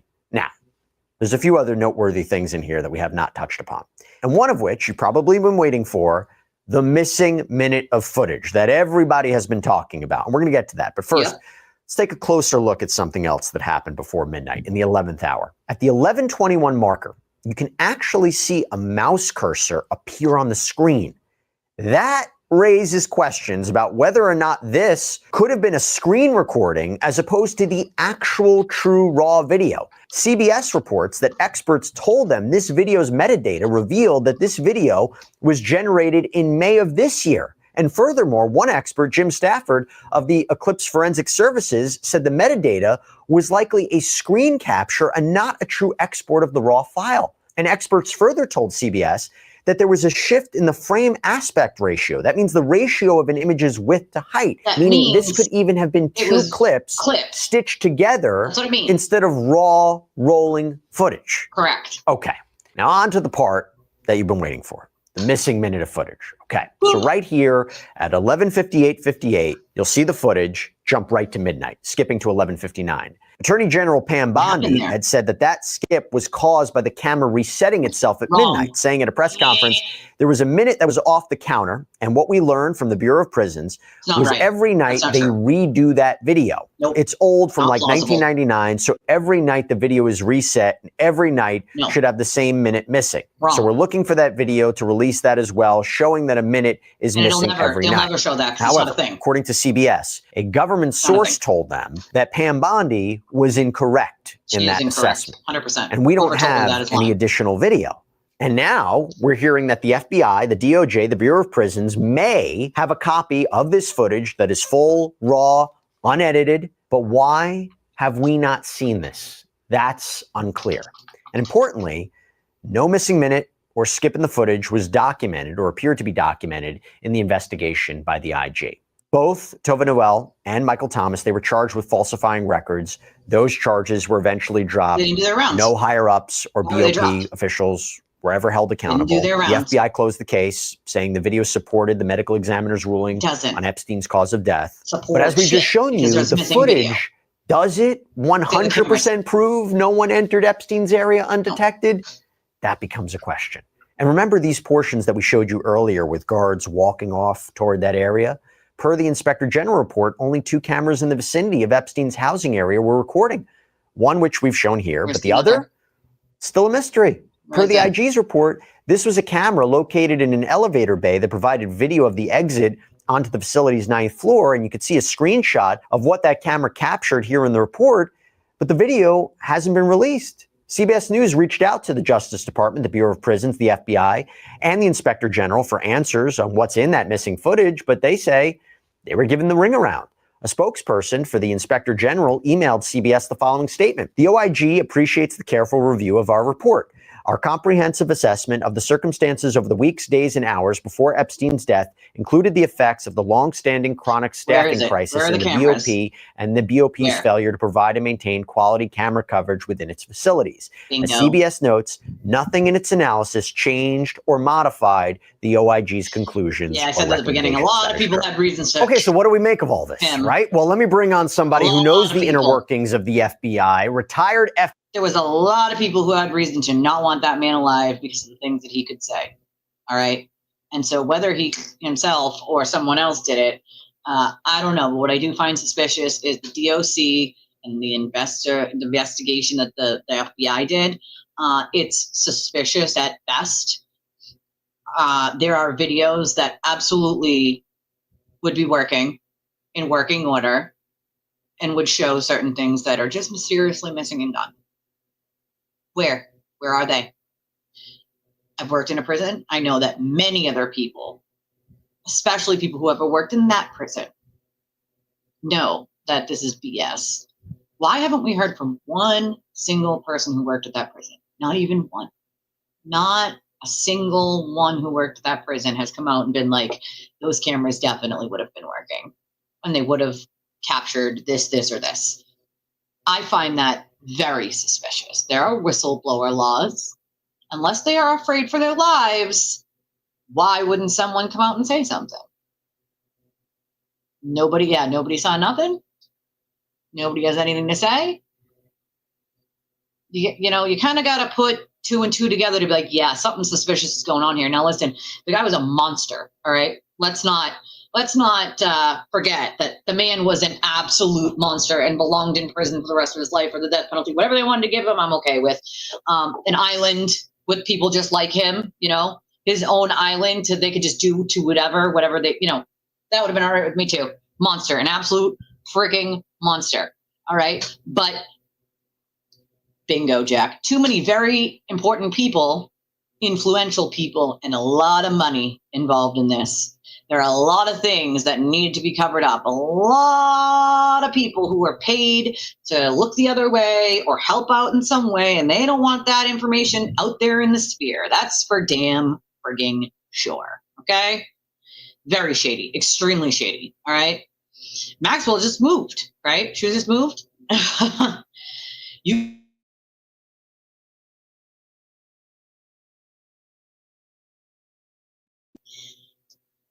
You could say that again, times 100. No, they're not paid enough. I was not paid nearly enough, especially what they like to say is like hazard pay is not even close to what the hazard actually is, especially for someone like me who worked in a prison for the criminally insane. The pay did not match, not even close to the dangers that we dealt with every single day, okay? There are some literal horror stories in articles about Bridgewater, and you can go and read them yourself about the things that we dealt with and that they continue to deal with over there. And the pay just does not match. It just doesn't. Bottom line, not even close. Right, exactly. He was garbage, but there's some suspicious shit going on here. Bottom line, that very well might have been the only thing that she said that was true.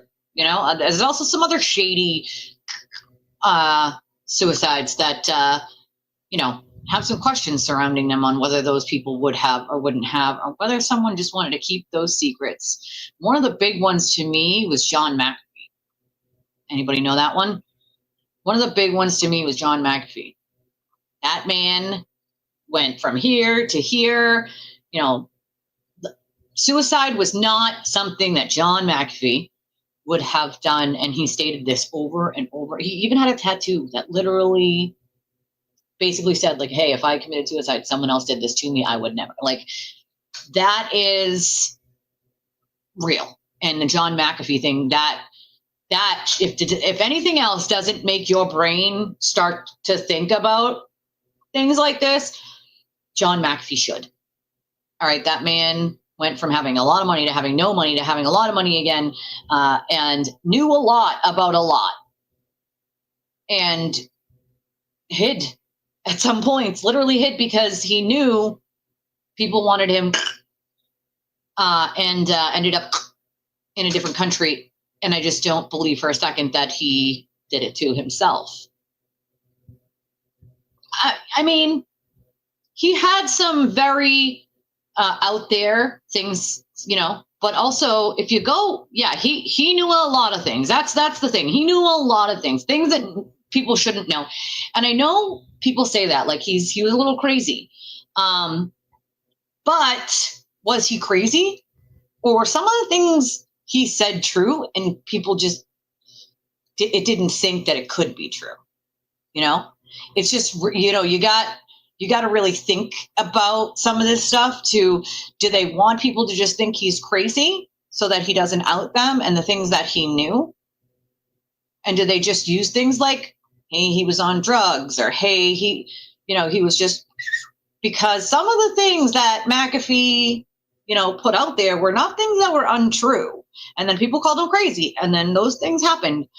So he knew things that people shouldn't have known. And I think there were many reasons that people did not want him alive and living anymore. I think, yeah, he was eccentric. Some of the things that he talked about definitely were out there and eccentric, but hidden in all that were some very real things. And it put a lot of prominent people in some precarious situations. And I think they did not want him running around hiding, able to give those secrets out at any given point. But I think you'll find that death is very suspicious. John McAfee's. And that's a rabbit hole that you want to jump into. It's a rabbit hole, you know? Oh, absolutely. I 100% smell something stinks to high heaven in all of this. There's a lot of things being hidden from the public, which, to be fair, the government already hides a lot from the public. A lot. Some of the things that I learn, I can't even, like, about, just not about anything specific, but about things that the government does or hides, I can't even talk about. That's how bad they are, okay? And the lengths that they go to keep it from the public. They think the public can't handle it and it'll be an all-out melee. And maybe that's true, but maybe there needs to be, if they're going to the levels that they go to keep power with the people they want to keep it with. And I'll go as far as to saying, like, do your own deep dive and see what you find and where your common sense leads you. A lot of you have a lot of good common sense. Then tell me what you think, you know? Yeah. That's the thing. There are quite a few people just like that, Ski. Quite a few. You guys want to hear a real crazy one? Remember the former Congresswoman? Now this one, I should cover McAfee one day. It's a big rabbit hole, though. And I'm not saying rabbit hole as I mean like it's all fake. Like, I think there's a lot of stuff in there that's very, very real rabbit hole that you start to put together that you're like, oh my God, this is so bad. Like, this is just so bad. But the former Congresswoman, hold on.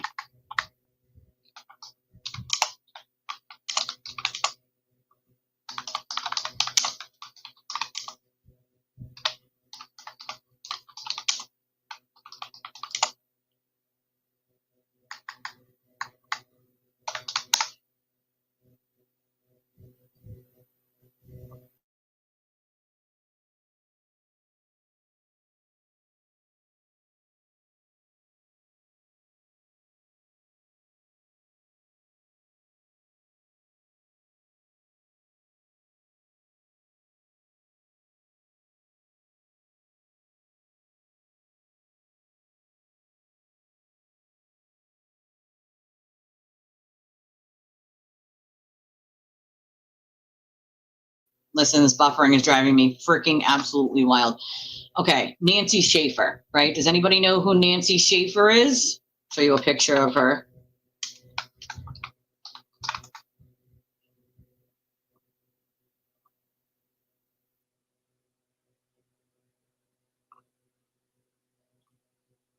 This is Nancy Schaefer.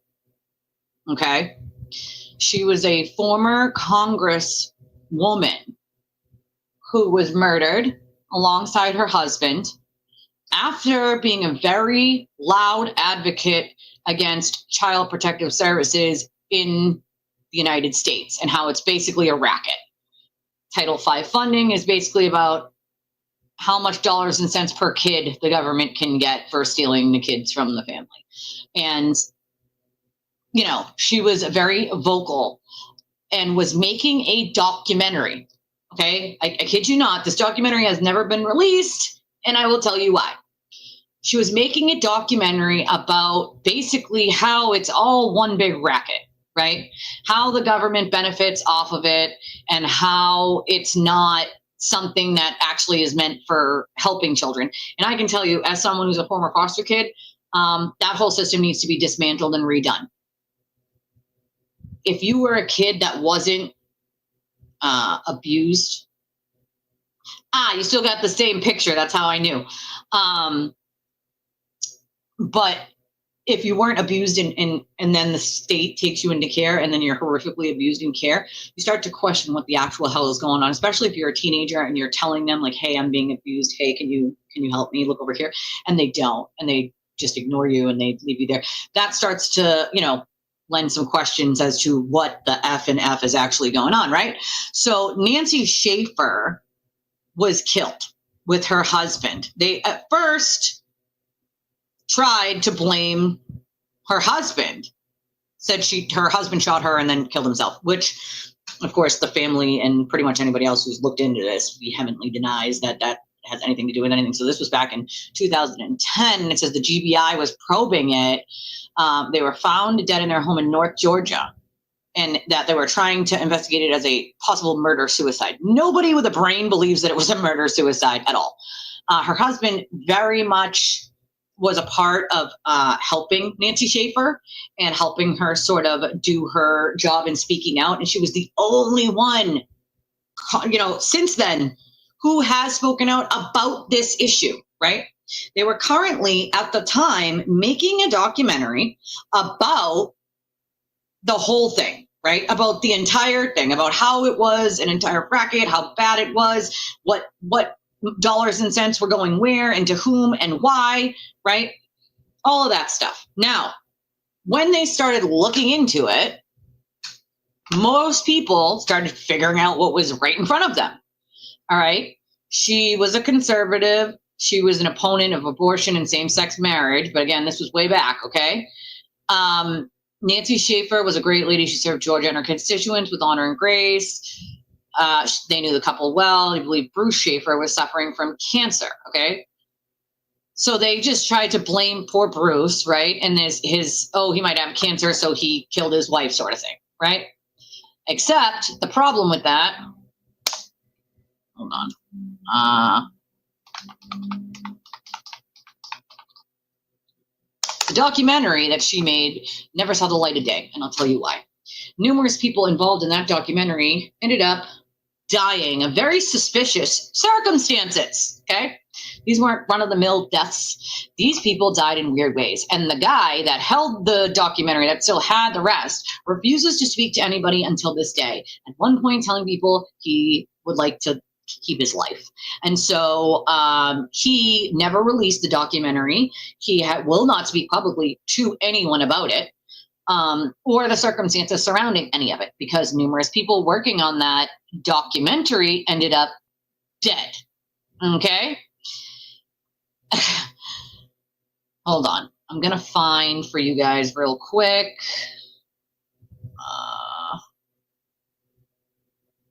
Where is it? Nancy Schaefer. Do this.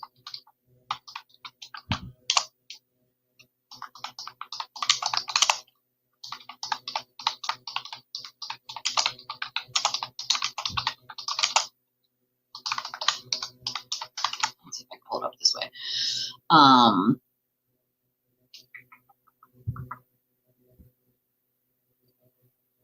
Here we go. So this one here. Silence of the Brave, how Nancy Schaefer's death unmasked a web of government corruption beyond CPS, right? Michael Phillips wrote this. So she had, made a couple really bold speeches that you can still watch to this day. And after those speeches is really when it became apparent that she was a target. So she also did a report. It was called The Corrupt Business of Child Protective Services. And so she likely knew she was stepping into what it says here as dangerous territory, but what she may not have known is how far-reaching and deadly that corruption could be. Just months after publicly declaring CPS a criminal enterprise incentivized to kidnap children, Schaefer was found dead in what authorities swiftly ruled a murder-suicide. Case closed, or so they said, but the case is anything but closed. Schaefer's report revealed what countless grieving and disenfranchised parents across America have known for decades. Child Protective Services doesn't always protect children. In fact, through federal legislation such as the ASFA, and also we know as FAFSA as well, first initiated under Walter Mondale in 1974 and turbocharged by the Clintons in 1997, the government created a perverse incentive structure that pays states cash bonuses for every child they successfully adopt out of foster care. That's right. The more kids removed from homes, the more money flows into the state coffers. What began as a welfare reform measure mutated into taxpayer-funded child trafficking operation hiding in plain sight. And that is pretty much what she brought out, right? It's basically what she had been doing her speeches on, which is, this is a fucking racket, people. And all of your taxpayer dollars are going to this literal, legal child kidnapping racket, right?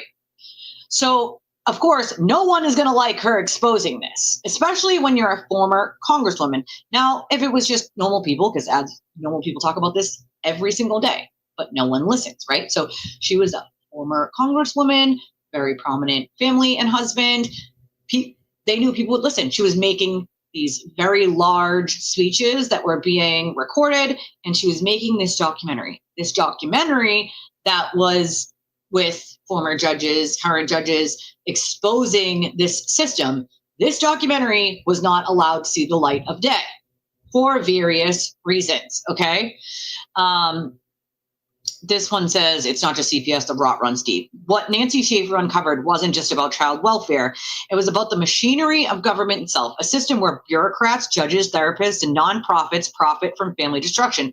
Now, one of the things that she pulled out, which things like, you know, when your kid has, so for instance, if your child is supposed to sit up, right, by 6 months old or 4 months old or 5 months old, and they don't, right? What happens is CPS will say, your kid needs early intervention.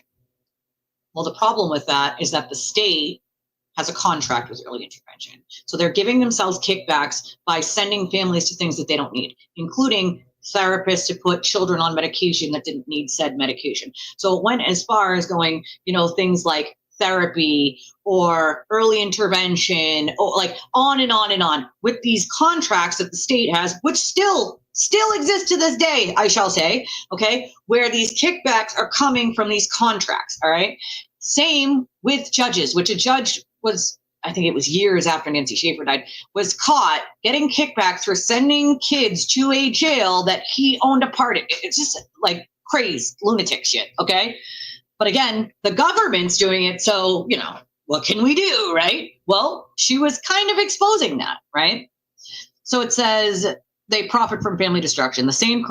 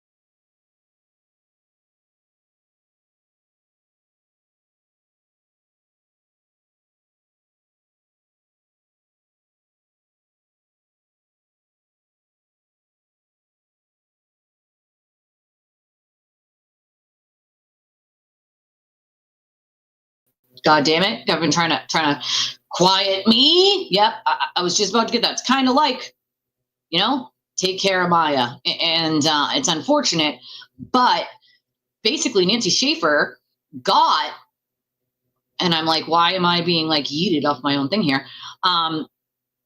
Was having judges, lawyers, people who weren't speaking up, like in their, you know, unfortunate jobs in the moment, actually were willing to go into this documentary and speak up. These lawyers who were seeing it every single day, these judges that were a part of it, were going to speak up in this documentary. And she made that very well known, okay? The system protects itself. We know this, right?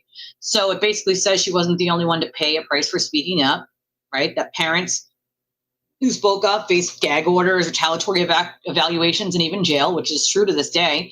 Journalists covering the family court corruption are shadow banned, censored, or sued. Also true, what they'll do is not allow journalists into there for various reasons, okay? Lawyers who rock the boat are punished or disbarred. Whistleblowers in social services silenced, fired, or mysteriously vanished from public record, okay? All things that Nancy Schaefer was bringing out. The system protects itself and it gets worse. The corruption disproportionately targets the poor, disabled, and politically voiceless. Single mothers on assistance, fathers with PTSD, immigrant families are easy targets. They can't afford lawyers. They don't understand the system. When they fight back, they're labeled unstable or dangerous. Still happens to this day. So Nancy Schaefer left behind a legacy of bravery and warning. CPS is not just broken, it's incentivized to remain broken. Family court is not just unfair, it's rigged to preserve itself. And anyone who thinks this doesn't affect them is only one false call away from finding out just how easily rights can be stripped. So Nancy Schaefer didn't just die. She warned us before she did. The question now is whether America will finally listen. And that was written way back in 2010. No, no, they not listening. You know what I'm saying? My problem when it comes to the Nancy Schaefer stuff is that this woman was very outspoken when it comes to this stuff. This documentary was going to be released. They did not want said documentary released. When multiple people go missing or die from working on documentary of that nature, you start to wonder how many of these people had any sort of natural death and how many of these people died because they were a part of it. Okay. So let's see. Trying to find.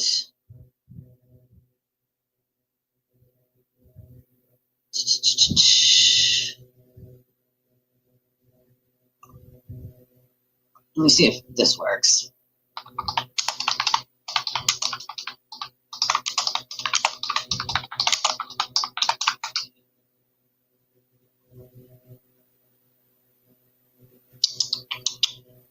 So, of course, the autopsies, that was another thing that was weird with it. And the families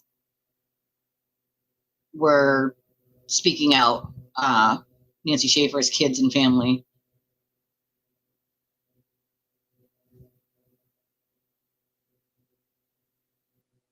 Let's see. Oh, there's her thing that she wrote in 2008.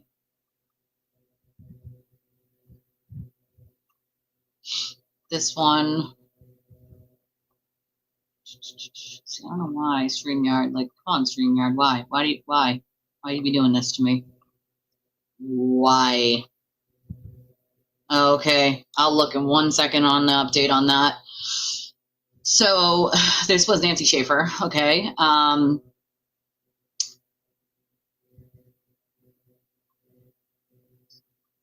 Let's see. So yeah, the official report was it was a murder-suicide, and that Bruce killed her and then killed himself. Their daughter reportedly found them in their bedroom, and investigators say they discovered a suicide note as well as notes to each of the couple's 5 children. However, many have questioned the official police report. Okay.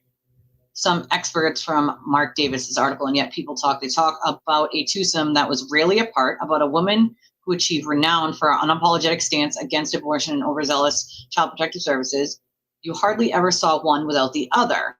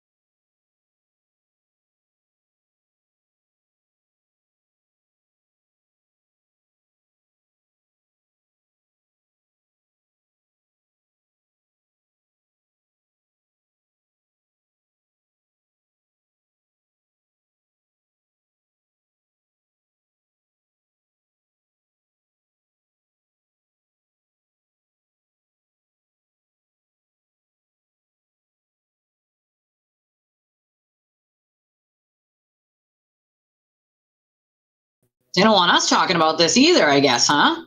Jesus. Keep getting yeeted. Like, they don't want me to talk about this either, apparently. And this is like a no-go on talking about this.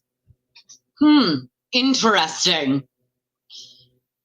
So this guy who made the video, Fain, this guy, like, okay, his name was William Fain, all right? This guy literally will not talk to anybody about the video, okay? Will not talk to anybody about this documentary that they were working on about this, okay? Which is really, really strange to me. Multiple people involved in making the documentary died in weird ways, okay? It's really strange. So she had talked to Alex Jones just a couple months before she died. She was talking to other state representatives and senators around the country. But they told her that if anything, they would lose their jobs, just as Schaefer did if they talked about it, if they dealt with it. So they didn't, right? She also said it was unconstitutional. So Alex Jones asked her if there were bounties on the heads of children, and Miss Schaefer said yes, and that in fact, just the day before, she had learned that an order had come into CPS office stating what kind of child someone wanted to adopt. Well, we know that kids with blonde hair and blue eyes are a bigger target, you know? If it flies, it spies. That's probably true, you know, and that's probably true. But it's sad. I mean, you can't watch the video of this anymore with the Alex Jones stuff that she talked about. These are, you know, excerpts of it. But, I mean, there were a lot of shady shit going on. So what happened to the film, right? And this was written way, way back, like early, you know, right after she died, you know? Yeah. Hold on.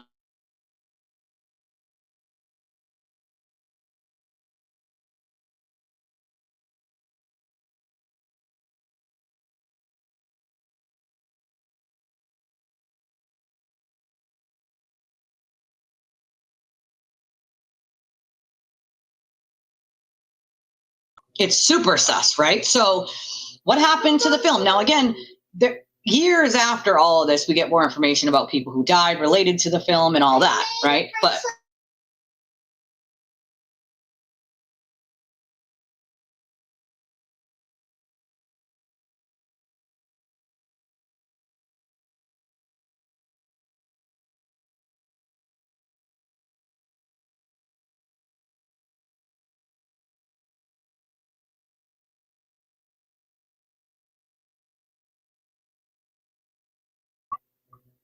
sorry. So it says basically that in Garland's Favorato's report, he spoke with the film producer who was working with Schaefer to expose the, quote, smoking gun facts on the corruption of CPS. And Mr. Fain also did an interview with Alex Jones after Nancy's death, and he stated that he was convinced that Nancy's death was part of the husband's murder-suicide. Now, right after this, right after he does this interview that says that he's convinced that it's a murder-suicide, right? I think it was a year, maybe months later, he publicly said that he didn't think it was a murder-suicide and that he had gotten threats and he was afraid. After that, multiple people who had been working on the film were dying in a couple different really suspicious ways. And so after that is when he went silent and told somebody he would never talk about it. It was not going to be released. And he just went, you know, zero dark nothingness on it. Okay. So the film was, at this point, he said he was saying that he was still going to release the film. Okay. It was never released. Ever. All right. This is her actual. My name is Nancy Schaefer, and I'm from the state of Georgia. But this, it's 15 minutes long, but it's a very powerful speech. I've watched it a bunch of times, but it's a very powerful speech that she does here, okay? And it rocked a lot of boats and pissed off a lot of people and threatened a lot of money and jobs for doing this. And because she was so well known, people were listening, right? And problem was is she went to her own congressmen, senators, and other senators and congressmen, and each one of them told her the same thing. I'm not touching this with a 10-foot pole. I don't want to deal with any issues surrounding them at all. I could lose my job as a politician. Bad things could happen. Nobody wanted to call it out, nor even deal with laws dealing with it at all. Gee, I wonder why. Okay. So it's unfortunate, but I don't know where specifically the other two guys that died that were working on the documentary were like, they died in really weird ways. And it was, you know, before the first guy died, that William Fain had said publicly, I can't remember if it was an interview or with just a journalist that he talked to, that he would not talk about it ever again. He would not talk about it ever again, and that he was afraid. Now, what does that tell you? I'm pretty sure the guy didn't just decide he was afraid out of nowhere.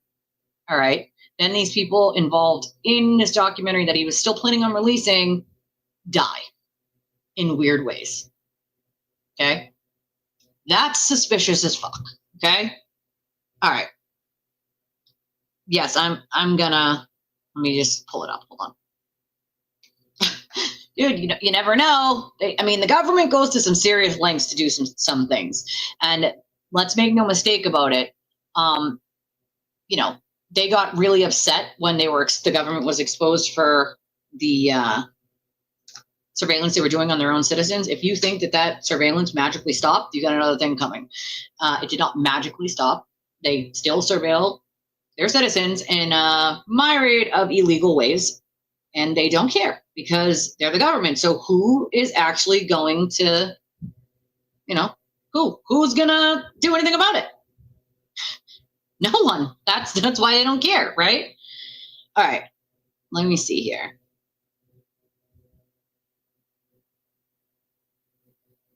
Do you have a troll? Do I have a troll? Is this a troll? What is this?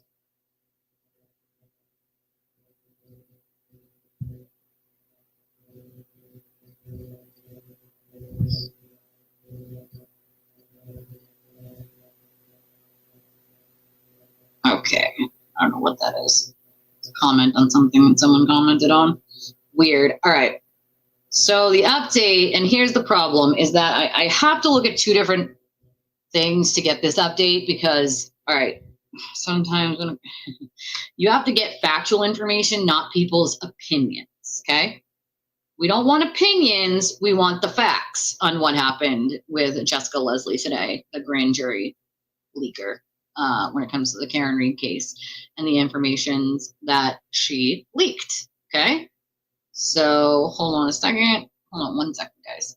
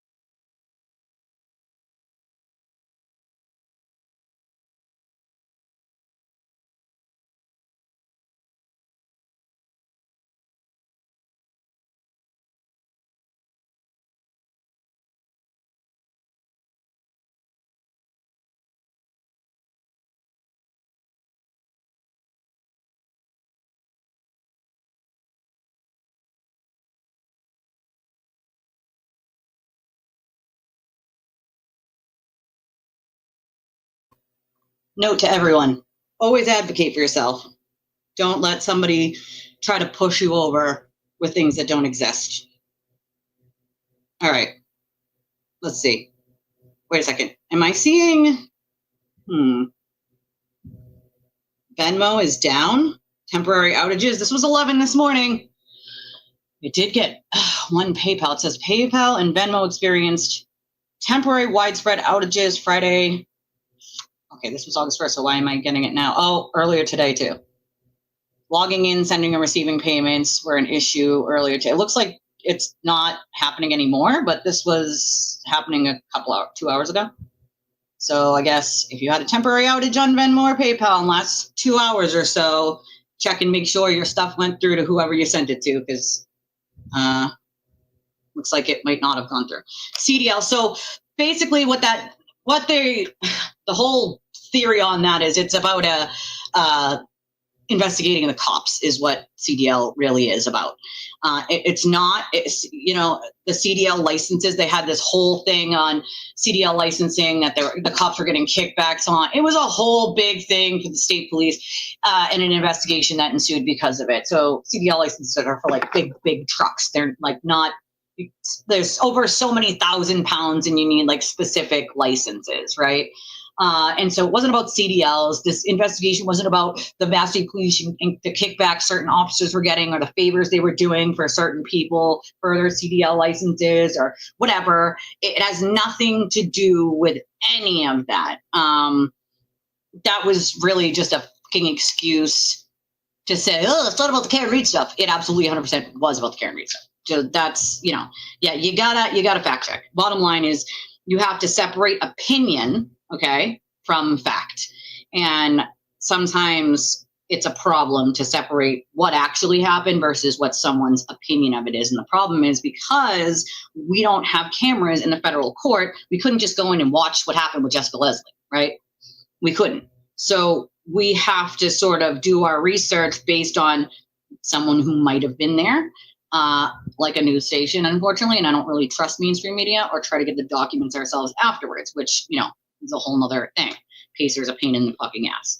So something about the plea disposition was rejected, it looks like, but the guilty plea itself was accepted, which doesn't make sense. That means it was accepted. All right. So she admitted to leaking about the CDL grand jury and another federal investigation, the Karen Read investigation, that was open in February 2024, but is now closed. Karen Read investigation. So that's, the judge either accepted the plea or didn't. There is no didn't accept it, but accepted it. That's not a thing, right? The judge either accepts the plea as it is or doesn't. You know what I mean? The judge can sit there and say, well, I accept the plea, but you need to change this and then I'll agree to it. Cool, but that means the judge isn't accepting it and then you have to change it and then the judge will accept whatever changes they think is necessary. Looks like the judge did accept the guilty plea. Okay. So the sentencing is September 26th at 3 p.m. I don't know. I guess that's pretty much it, other than I can't. Okay.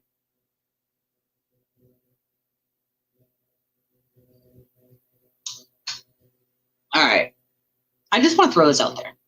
Sandra Birchmore's case has nothing to do with the Karen Read case. They're two separate cases. All right. Two separate cases, two totally, completely different things going on there. All right. There's no grand conspiracy that adds the Sandra Birchmore case into the Karen Read case. All right. They are two separate investigations. All right. Which include two separate police stations. All right. She lived in Canton. That is as much as connects Sandra Birchmore to Canton is that she lived there and those PD were called there to check on her and they are the ones who found her. Any unattended deaths under statute go to the Massachusetts State Police, right? We have units that deal with, detectives that deal with homicides or unattended deaths, investigations of that sort. And there's so many officers in those units, okay? So yes, there's going to be a crossover in between a couple of the cops that investigated Karen's or John's case and a couple that investigated Sandra Bird.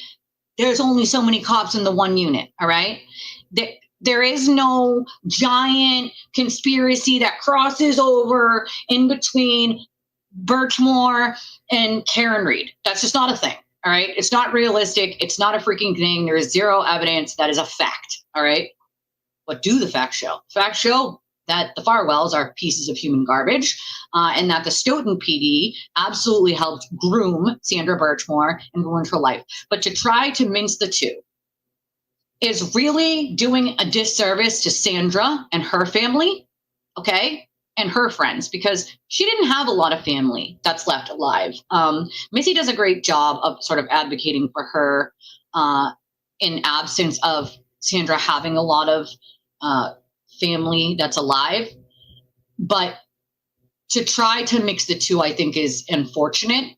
And I think, honestly, to me, it just stinks of wanting the attention, because Sandra's case has nothing to do with Karen's case. Okay, it just doesn't. Bottom line, you cannot say that because they were both from the Norfolk District Attorney's Office that there is some giant. Okay, the state police are the ones who called in the federal government in Sandra's case. Let's throw that out there. All right, they called them for help. All right, because they clearly knew something fishy was going on there. All right, so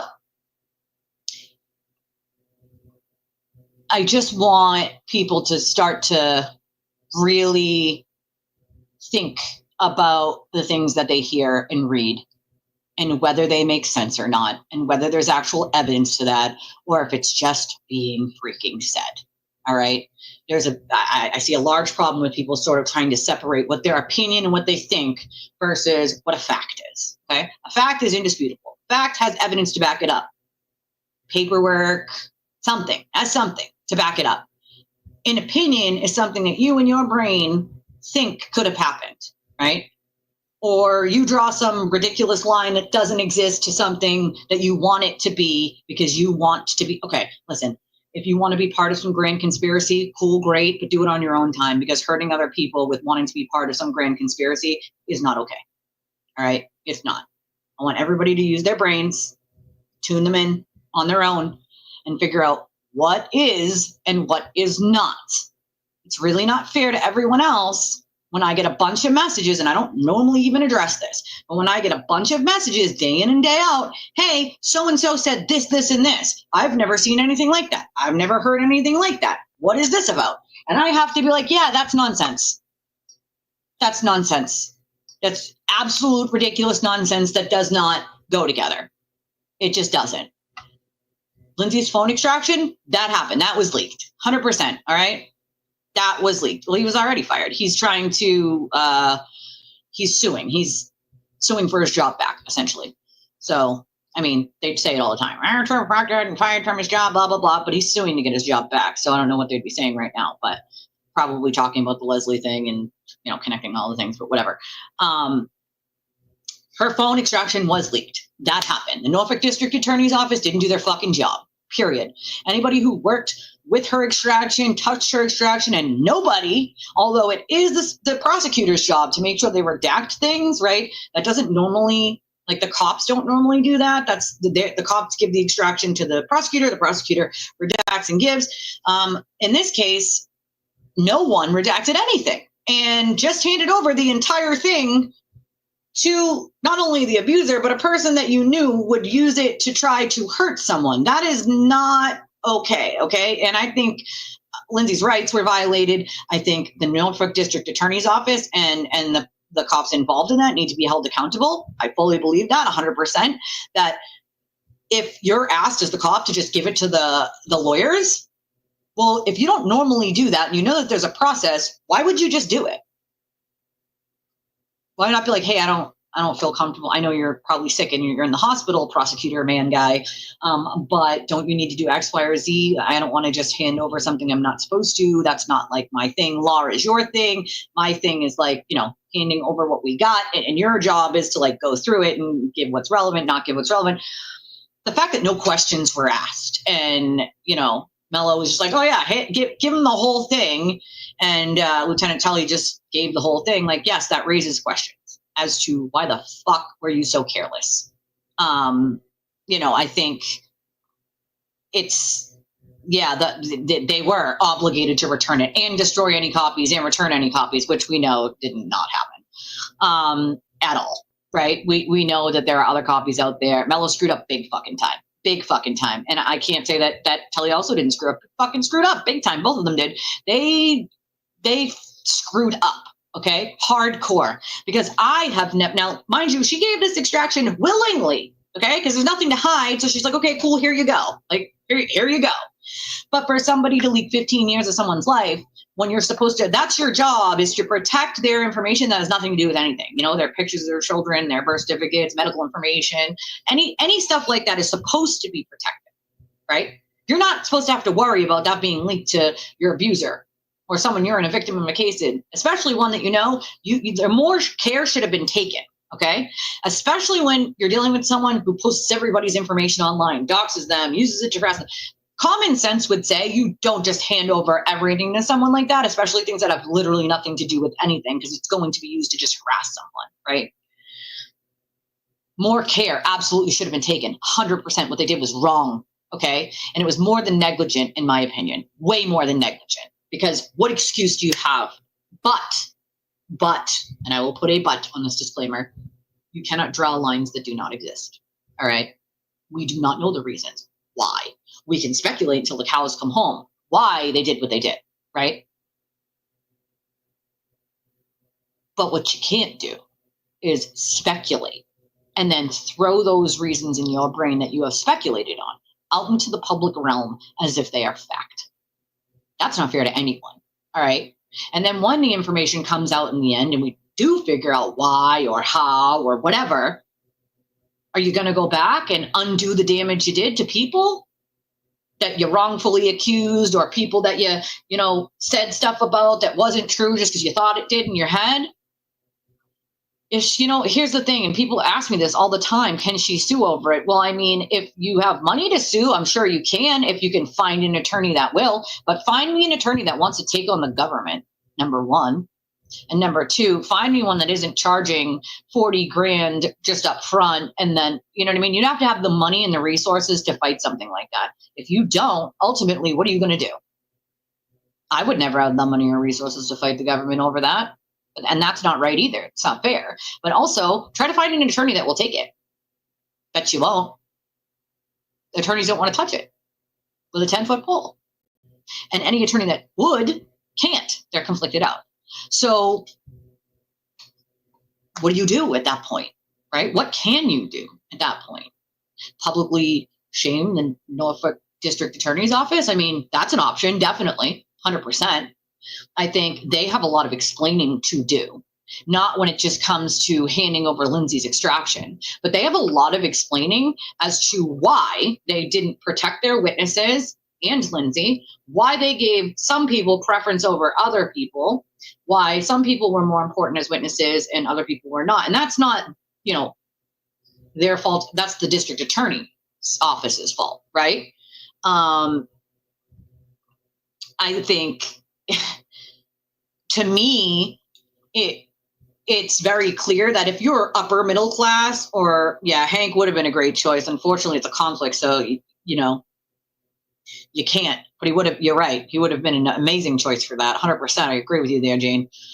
Hey, Francesca. I think the problem isn't really corruption. The problem is not politics, right? Michael Morrissey is a politician, right?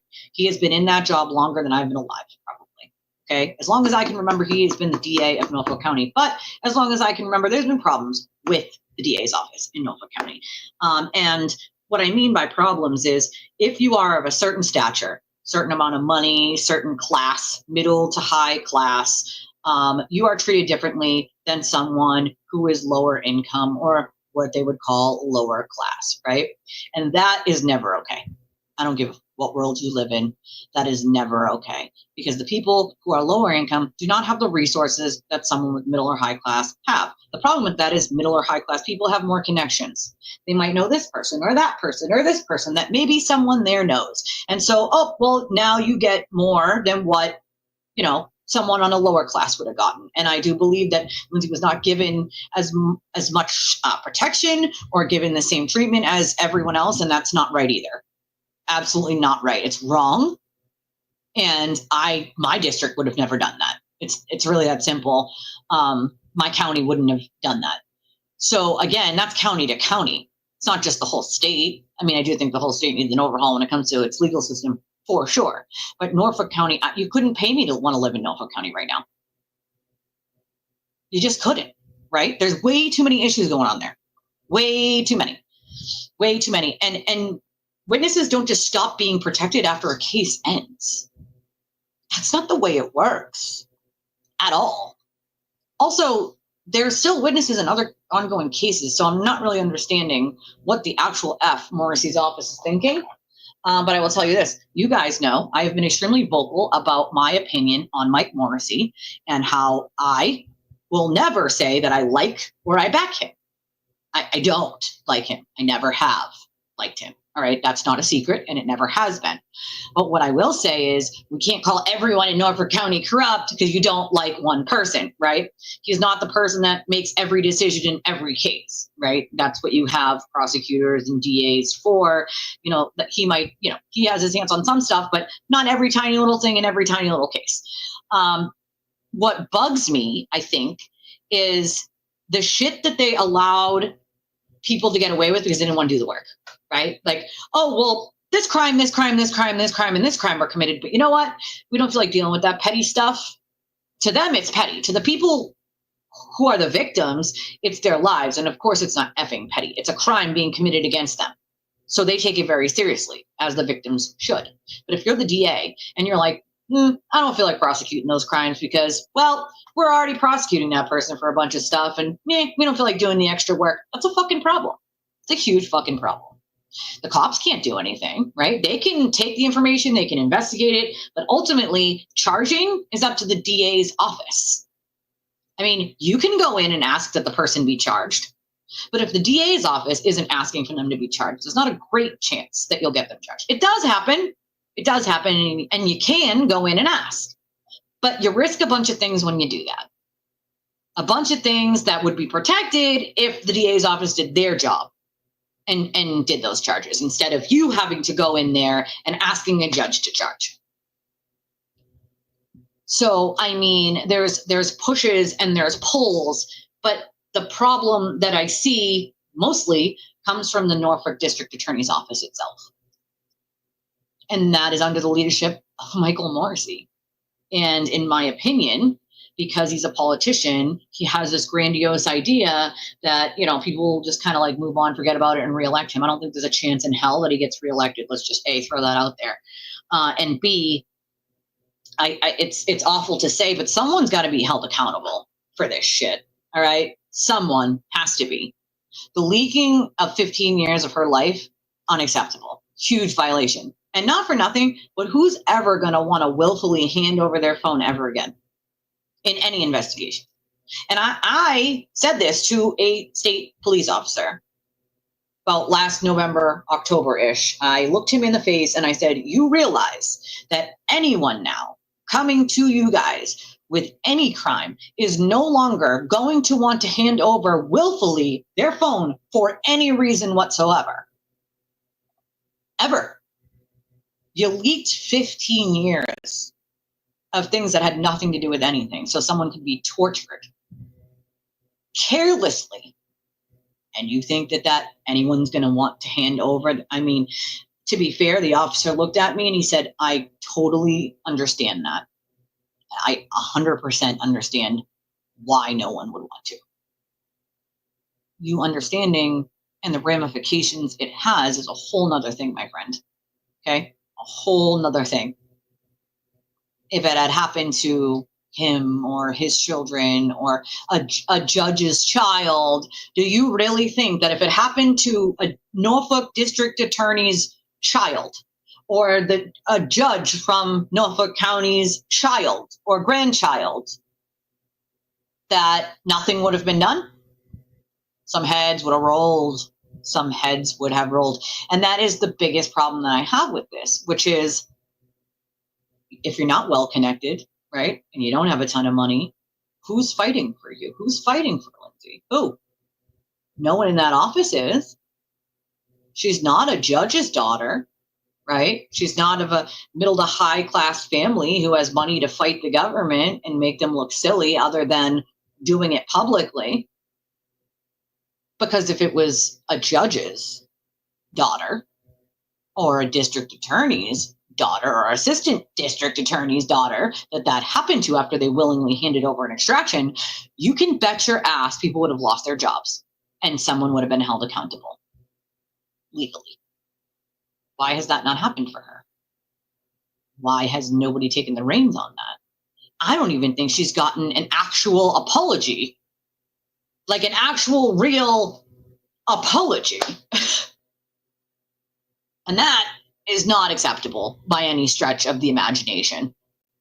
I mean, can you imagine if it was any of you, how you would feel, right? Your abuser or you're the victim in a case, and that the defendant is then using that to hand off to a bunch of other people and have them release in little pieces here and there. I mean, how happy would you be? I'd be pretty pissed. You know, I mean, it's not really right. It's not fair. It's not right. It's a whole issue. It's a whole bigger issue, you know? It's unfortunate. It sucks. And I think that we need to reevaluate this whole county and how it's run in the DA's office and how the unit for the state police is run for that office, which I heard is extremely toxic, which is why Yuri wanted out of it. Can't blame him. The guy is highly decorated. He had probably the most top clearance out of anyone. And he wanted out. Okay. He wanted out of there. He wanted out of that office. So he is now running a new IA office, a new IA internal affairs, heading a new whatever sect. Yes, it was Tully that handed it over from Trooper Garino to the extraction.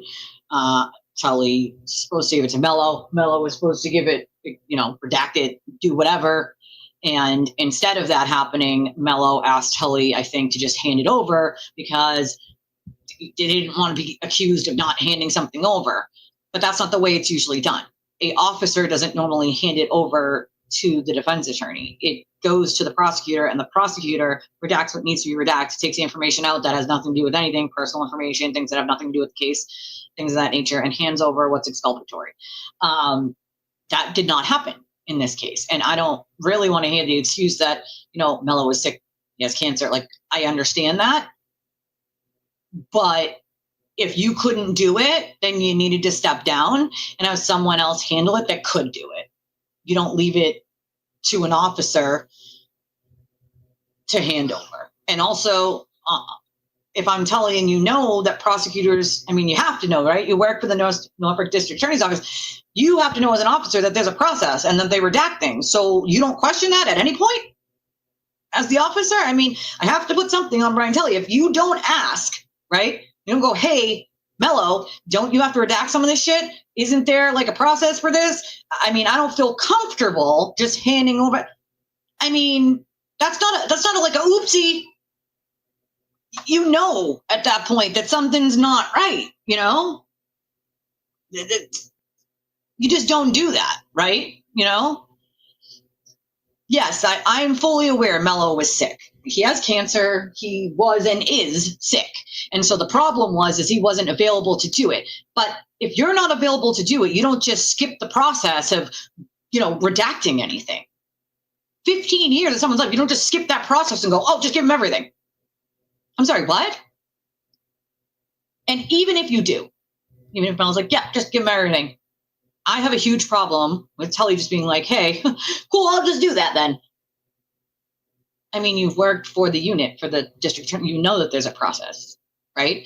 And I will say, because I know firsthand, that Lindsay expressed serious concern over, she had private pictures of her children, and other sensitive, personal things that have nothing to do with the case at all, being given. And she was assured numerous times that would never happen because they redact things. Even I assured her that, hey, no, that's not the process. They redact things. But Tully himself, Nick Garino, both assured her. Okay, I know because I was there. They assured her. And then afterwards, when she got very upset and said, hey, that's, this is not okay. What even pissed me off more is they tried to gaslight her into saying oh, we never said that. Yes, you certainly did. Yeah, I was literally on the phone with her. Okay.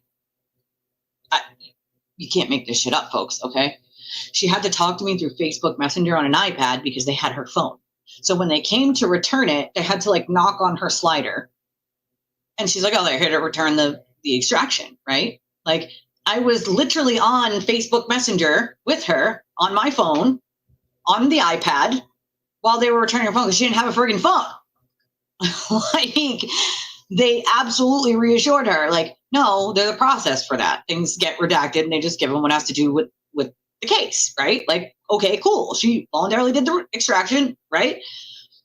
Not realizing that obviously no one has ever left 15 years of someone's shit to the defendant in the case.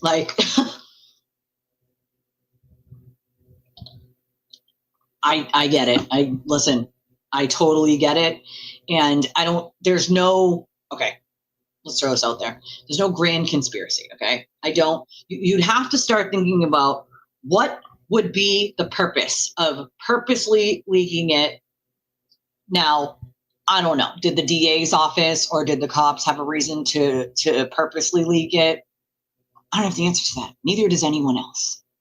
But to try to say that Kate, Jason Broyles, Tully, and whoever else has been added to this conspiracy all did it for this one singular purpose of taking attention off of the other witnesses or I think that was the excuse, right?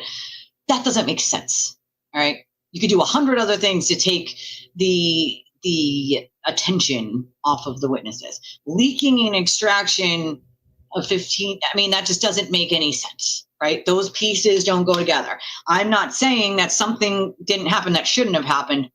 Clearly something did. They fucking leaked 15 years, and I hold responsible Tully and Mello. It's their fucking problem. They did it. Whether they did it on purpose, whether it was an accident, I just can't believe something like that is an accident because there's a process, right? So are you that fucking stupid? You've worked there that how long? You've been a lawyer how long? You've been a cop how long? Something obviously happened that we don't know about.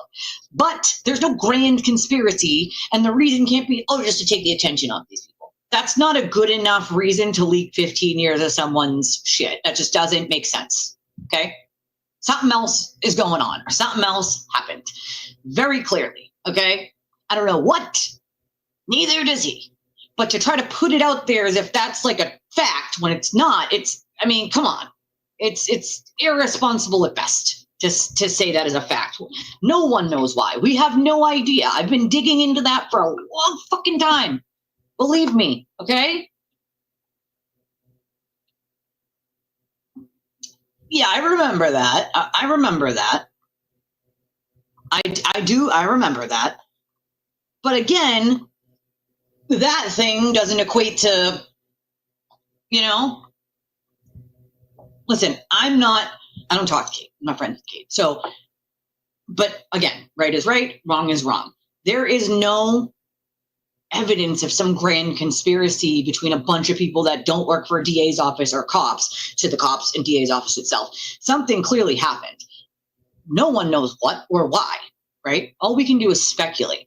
But speculating into some grand conspiracy is not the right thing to do, okay? It's just not. It's just really not, okay? I agree. It definitely was irresponsible.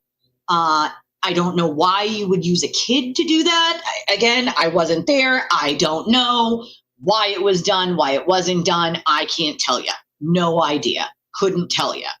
But there's no, what I do know is there is no evidence of some grand conspiracy to leak Lindsay's phone data from 17 people that don't even talk to each other. That just doesn't make sense. Now, do I think something happened? Yeah, something is definitely going on to why they leaked that extraction or how that came to be, but I don't know what, right?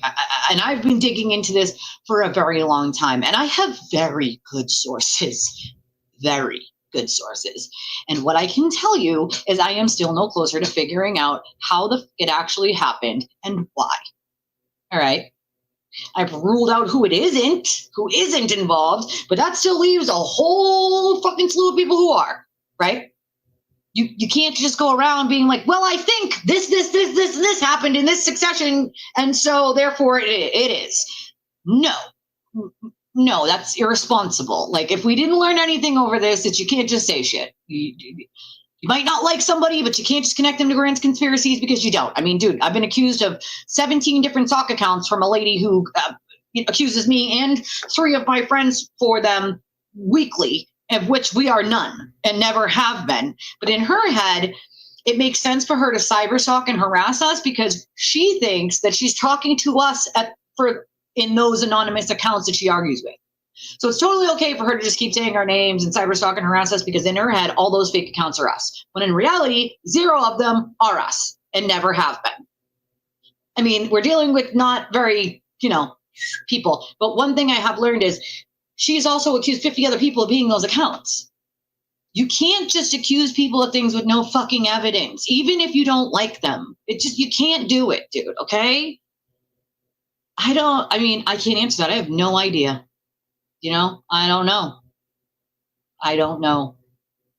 I don't know. Well, he was the head of the Norfolk District Attorney's Office for investigating, right? Like, that's what his role was. Was. But he's a state trooper, Massachusetts State Police. But the problem becomes, if you've worked for the DA's office that long, you know that something has to be redacted. You know it doesn't just get given to an attorney. So even if Mello asked you to just give it, why the fuck would you? Why is there no pushback? Why didn't you go, well, I don't feel comfortable doing that because there's information on here that clearly has not been looked over or redacted yet. And I mean, at this point, you know what he's going to use it to do, right? Don't you think there should have been some serious care taken before anything was given to his attorneys? You know they share it. You know he releases it. Like that, at that point in all of this, this. This is very well known. So why the care wasn't taken? I don't give a shit if you're in the hospital or sick or not. You either can do your job or you can't. If you can't, you step the fuck down and have somebody else do it. But what you don't do is send it over to the cop and say, hey, you do it, and just hand over everything. That's not part of the process, right? Yeah, he was in charge of investigations for the Norfolk District Attorney's Office, unit. No. Mello was the special prosecutor. So she did have a lawyer. So again, we're not talking about somebody who has a ton of money who can just keep hiring lawyers. She had them on a case by case basis, basically, hearing to hearing, because they charge money. So unless we could, crowd fund the money for her, there was no choice, But he was the special prosecutor. He was what Cosgrove is. So it's his job to make sure that he protects that information that has nothing to do with the case in every instance for every witness. And that care was not taken. It's really that simple. The care was not taken, right? I think a lot of people made a lot of fucking mistakes when it came to this shit. But this one, I'm sorry. There's something about what happened with her phone extraction that I will never understand how it just can't be some mistake, right? You don't get to a point where it goes to the special prosecutor. You're going to give it to the special prosecutor, and he's in the hospital, so he says, no, just hand it over. And you, as the senior lieutenant of that unit, just go, okay, cool, and do it. You know there's a process. You know what's at stake. You know the guy you're dealing with because you're heading any investigations that have anything to do with him. So you've talked to many victims, right? Telly's talked to many victims. He knows what he's dealing with when it comes to him. He knows the kind of damage that would have been done. Mello was in the hospital. He has cancer, so he was very sick. But he's the one who asked Telly to just hand everything over because he didn't want to be accused of not handing everything over, of some grand conspiracy. What normally happens, though, is that extraction is given to the prosecutor, and the DA and prosecution, ADA, whatever, they go through it, they redact, right? Anything that has nothing to do with the case, personal medical information, HIPAA violations, which happened here, privacy, all that stuff. It gets redacted, and then you hand over what's exculpatory. You don't just hand over a whole 15 years of everything, unredacted passwords and all, okay? And so what happened was Mello was like, I'm in the hospital, I can't do it, just hand it over to them. I have a hard time believing that a seasoned lieutenant of that unit doesn't know that you don't just hand it over and that you were comfortable enough to just hand it over. You know what I mean? Like, that's the weird part for me, No, I'm agreeing with you. I'm saying, like, it's frickin', I don't think that there's some grand conspiracy for sure. I agree with you there. I don't think there's a grand conspiracy, but I do think something. I just also don't believe that he would be that naive to just be like, cool, I'll just hand it over. You know that there's a process to redact. You know the guy you're dealing with. You know that many victims have talked to you because you're the one heading any investigations that have anything to do with him.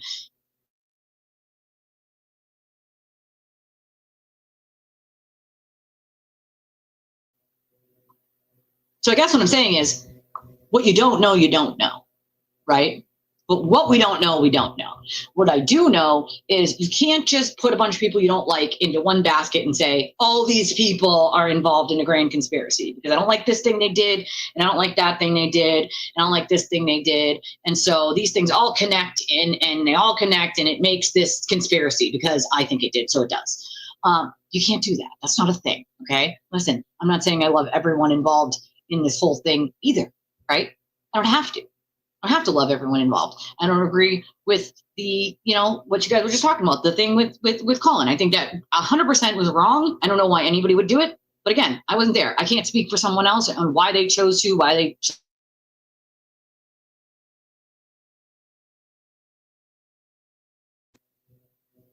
Me and StreamYard are going to fight in a second.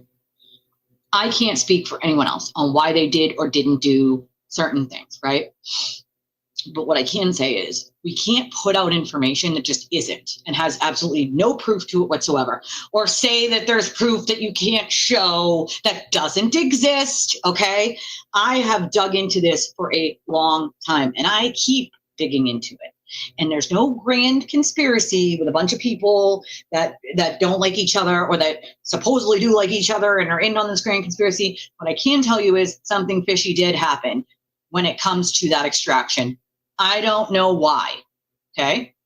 Something ain't right? But I don't know why, and I don't know who. I just know who it isn't, right? And that leaves a really large pool of people who it still is, okay? And you can't just be like, well, of all the people that it is, that it could be, I don't like this one, and this one, and this one, and this one, and they did this bad thing, and this bad thing, and this bad thing. So I think that this one worked with this one, and they did this bad thing, and that one did this bad thing, and it's kind of weird they did it around the same time. So I'm going to say that that's probably connected. You can't do that. There is no evidence to that. You don't have to like this person or this person or this person. I probably don't like those people either. But the point is you can't just start connecting dots that don't connect and drawing lines that don't exist because you don't like someone, you don't like the things that they did. I don't like a lot of things that people did behind closed doors. Believe you me. Okay, anybody who's known me throughout this entirety of this case knows there's one thing that I have forever been like, I do not like the shit that is happening. Which is why over on my channel, we, drive to the beat of our own drum, right? We do our own thing. There's no cult leaders over here. I don't agree with people telling people who they should talk to, who they shouldn't talk to, who they should be friends with, who they shouldn't be friends with, playing the mean girl games of, oh, ignore that person, don't write on their stuff, don't like their stuff. If you do, I'm mad at you. Like, that is kids' games. And it happens on both sides. Let's make no mistake about it, okay? Which is why I don't deal with any of that on my show. I absolutely 100% do not indulge in it. I don't think it's right. And my viewers should be able to watch whoever the F they want. If they want to watch someone who covers it from the angle of Karen is innocent, that's their business. Okay? If they want to watch someone I don't like but's on this side, that's their business. They're entitled to do whatever the hell they want. Who the f am I to tell them what is or isn't? All right? A lot of shady business went around, behind closed doors on both sides. Even people on the same side lying about each other to control who talks to who and who likes who, and just like shit I do not fucking condone and will never condone. Okay?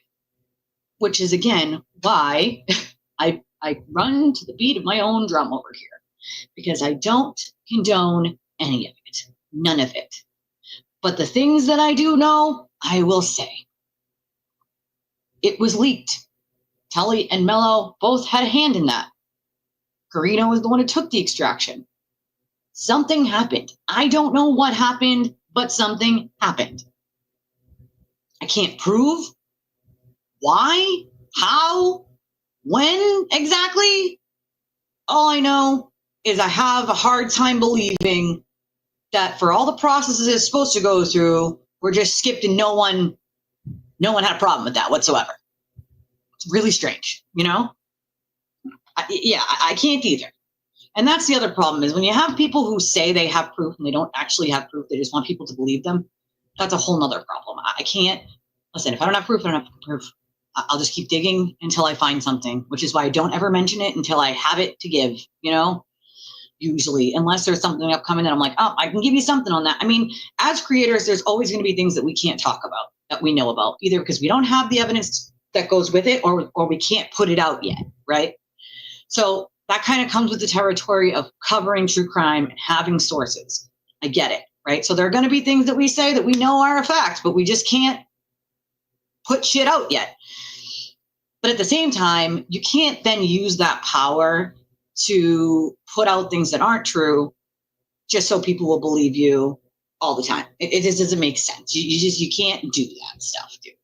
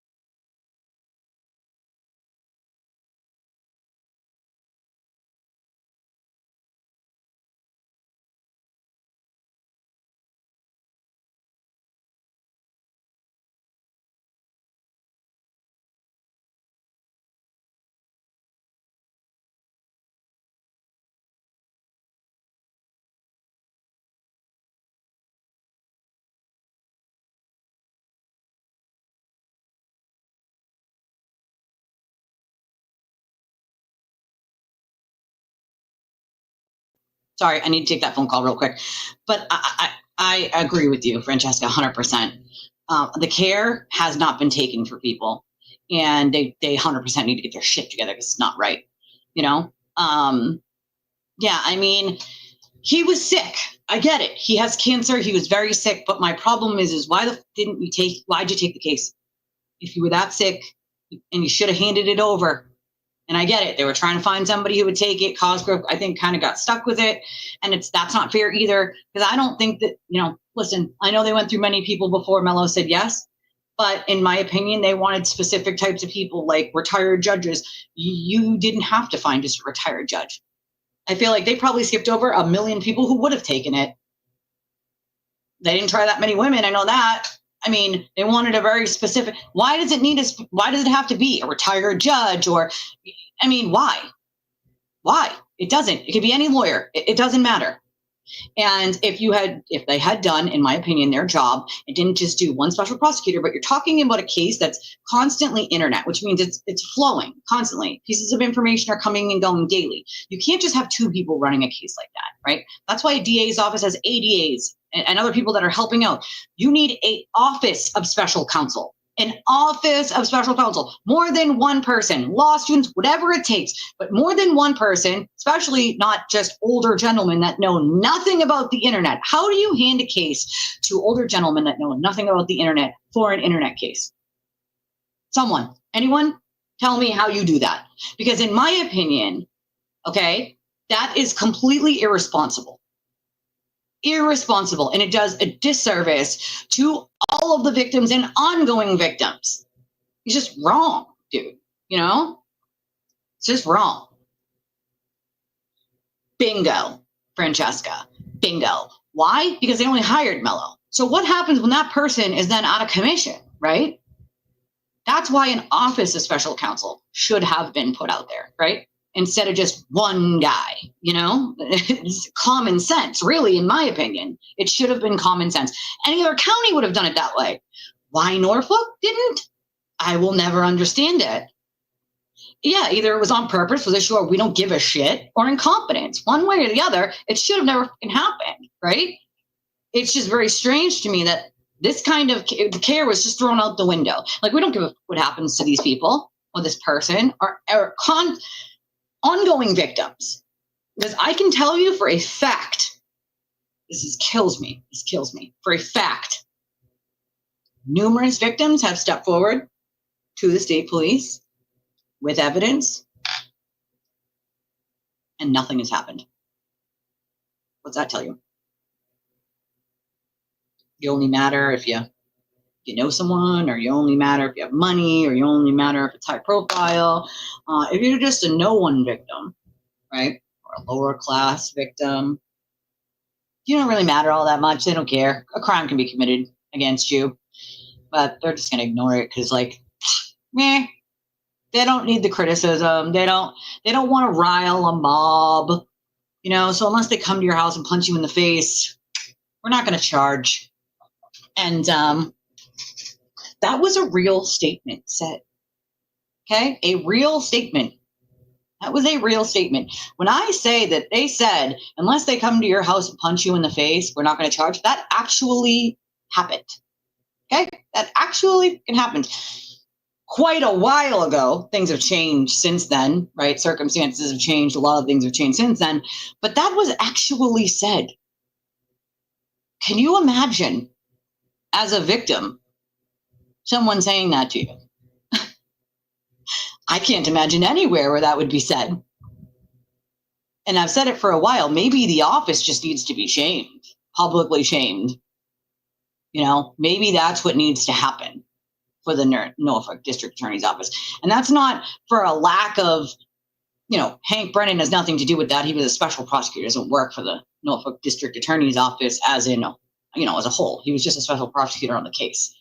But this whole thing sort of shows you the cracks in what they care about and what they don't care about, right? Who gets protected and who doesn't get protected, and why, right? If you're not even attempting to protect victims right now, who are still victims in ongoing cases, that's a problem. A serious, serious freaking problem. That's like playing favorites. What DA's office blatantly says some shit like that? I mean, that's just cuckoo bananas, if you ask me. That's insanity, straight up insanity. Like, come again now? What now? Like, it floors me. It floors me. Now I'm gonna see. Let's see. All right, so let's see. Funny enough, mainstream media has nothing. This is a shock, right, guys? Mainstream media has said not a damn thing about Jessica Leslie today. Everything's 12 days ago, 11 days ago, 12 days ago. Nothing. Literally nothing. That's amazing to me. This is why we don't listen to mainstream media, folks. You know? I have no idea. It's a good question. I don't know if she's going to try to sue the Elvergets for calling her a murderer, but that would probably be stupid considering she was charged with the crime, so they can do that. She's not going to win anything. So, I mean, to me, it sounds more like just for clicks because, and I mean, once again, these attorneys love to just waste money for headlines. So would they actually do it knowing they're never going to win? Possibly. Possibly. But she was the accused. So that's their opinion. They can have that opinion that she was the murderer. She was the accused in the case. They were not ever charged with a crime, and as a matter of fact, had been cleared by their own attorney saying it in open court by the feds. So, no, you cannot run around calling people who have never been charged with a crime, who are also witnesses that you are then using to witness, intimidate said witnesses by calling them murder. That's a completely different thing than them calling her the murderer because they believe it to be true because they are witnesses in that crime. Two different things here, folks. You know? Yeah. Probably a fundraising gimmick, Holly. Probably right on the nose with that, you know? Oh yeah, all we can do is speculate until I get more. You know, if I get some sort of evidence that proves something one way or another, you guys will be the first to know. You guys will be the first to know, you know? Something ain't right, you know? Like something is weird, obviously. But all we can do at this point is speculate, you know? And I don't think it helps. Yeah, that's not going to help her.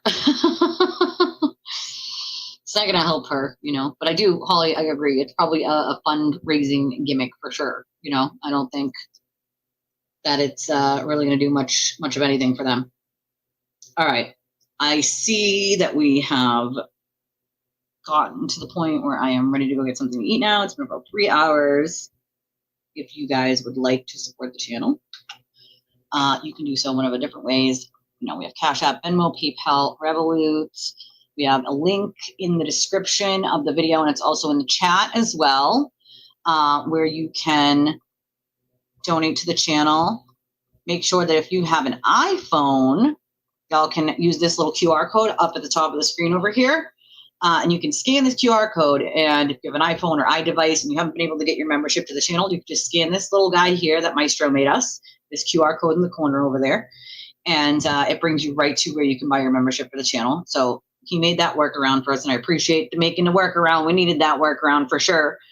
But yes, we have a link in the description of the video and also in the chat that you can use whether you're out of country or not. It works for both. Click on it. You can put any amount in to support the channel you want, and it uses credit or debit. So it's a great way for anybody who doesn't have the payment apps to use, or anybody on my replay crew to use. If you're watching me later on, we definitely could use the support. We're still just a little channel trying to grow, and every little bit helps. You know, we don't make anything until we cover the costs that come associated to running this. And it has been very slow since the case ended, which I expected. But we're about to delve into the Adelson case, which starts on the 19th. We've covered other cases. This week, there's going to be some various things that are happening in different court stuff. The Menendez brothers have another court date. There's a question about the death penalty case that's coming up. So I think tomorrow morning we'll do more of an actual like 9:30 in the morning show, because there are actual court dates tomorrow that we're going to cover.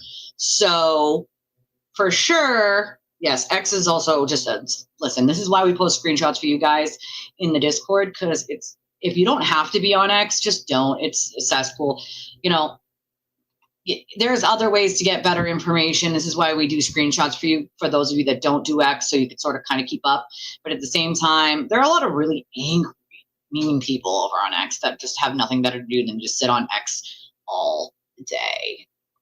Which one? Which one? We sure can, but which one? You mean Georgia, right? Because I know there's two going on, as far as I understood, in Georgia. You could say that again. You could say that again, but it's civil juries work a little bit differently, but the burden of proof is also different. So I do believe, people think that civil lawsuits happen right away.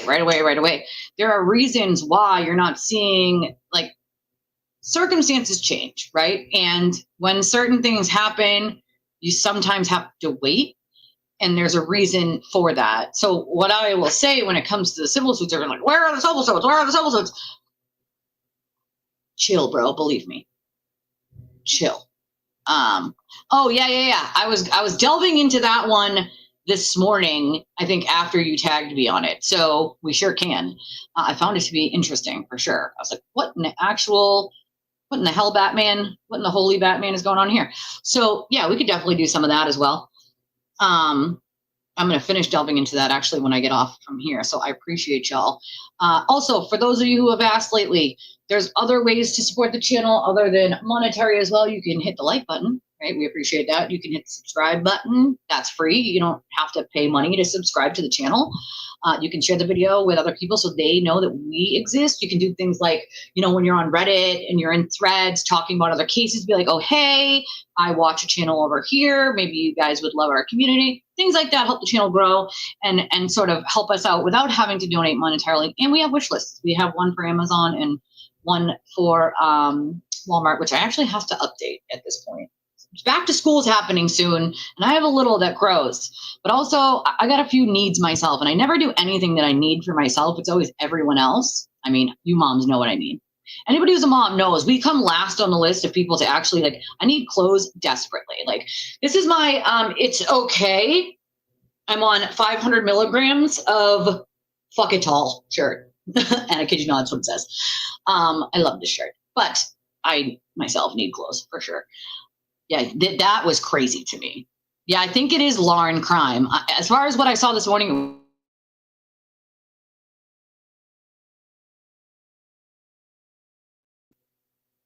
yeah, what I saw this morning was law and crime, not court TV. So I think you're right that it's on law and crime.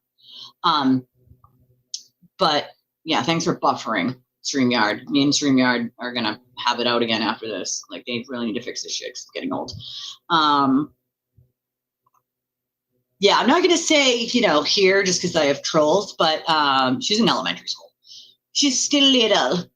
She's excited, though. She's excited to go back to school. That's it. We're going to get her a haircut before she goes back. She has long hair. And she, you know how little girls are with getting your hair brushed every morning. It's always a struggle. So when at the beginning of the school year, we usually cut it so that it's much easier every morning. You know what I'm saying? Aww. And, I have two that are out of, one that's completely out of school and one that is almost out. And it's, when you have those huge age gaps, it's like, I remember back when they were in elementary school and I'm like, well, I remember this and this and this from when my two older ones were in elementary. It's so crazy. Yes, I did. Wait, today? Richard's had a hearing today? I didn't know that. See, I looked yesterday for Richard's. What, another up? Oh, this was from earlier, right? Hold on. Yeah, my chat disconnected on that side, but not this side. Damn it. See, you know what I'm saying? God damn it. Exactly.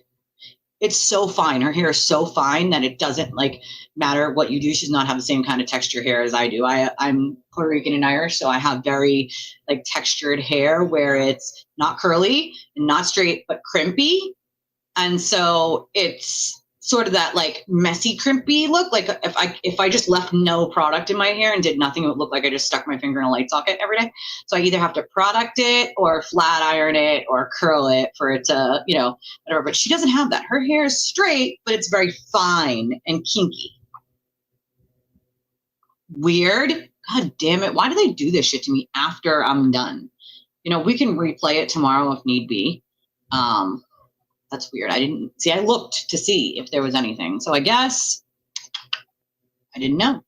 All right. Well, Do me a favor, if you're on the replay crew, hit that like button too, hit the subscribe button, leave some comments on the videos. I usually always make sure that I comment back to you guys because it definitely helps the algorithm and helps people find us. And hopefully by covering a bunch of different cases and doing other trials, people will find us and they'll find our amazing little community because I love all your stinking faces. So tomorrow we actually will do early morning. I love French braids. I like the French braid pigtails because, I mean, I don't know how to French braid. So if I did, I'd probably do them to my hair every day because it's so much easier off my neck. That's for sure.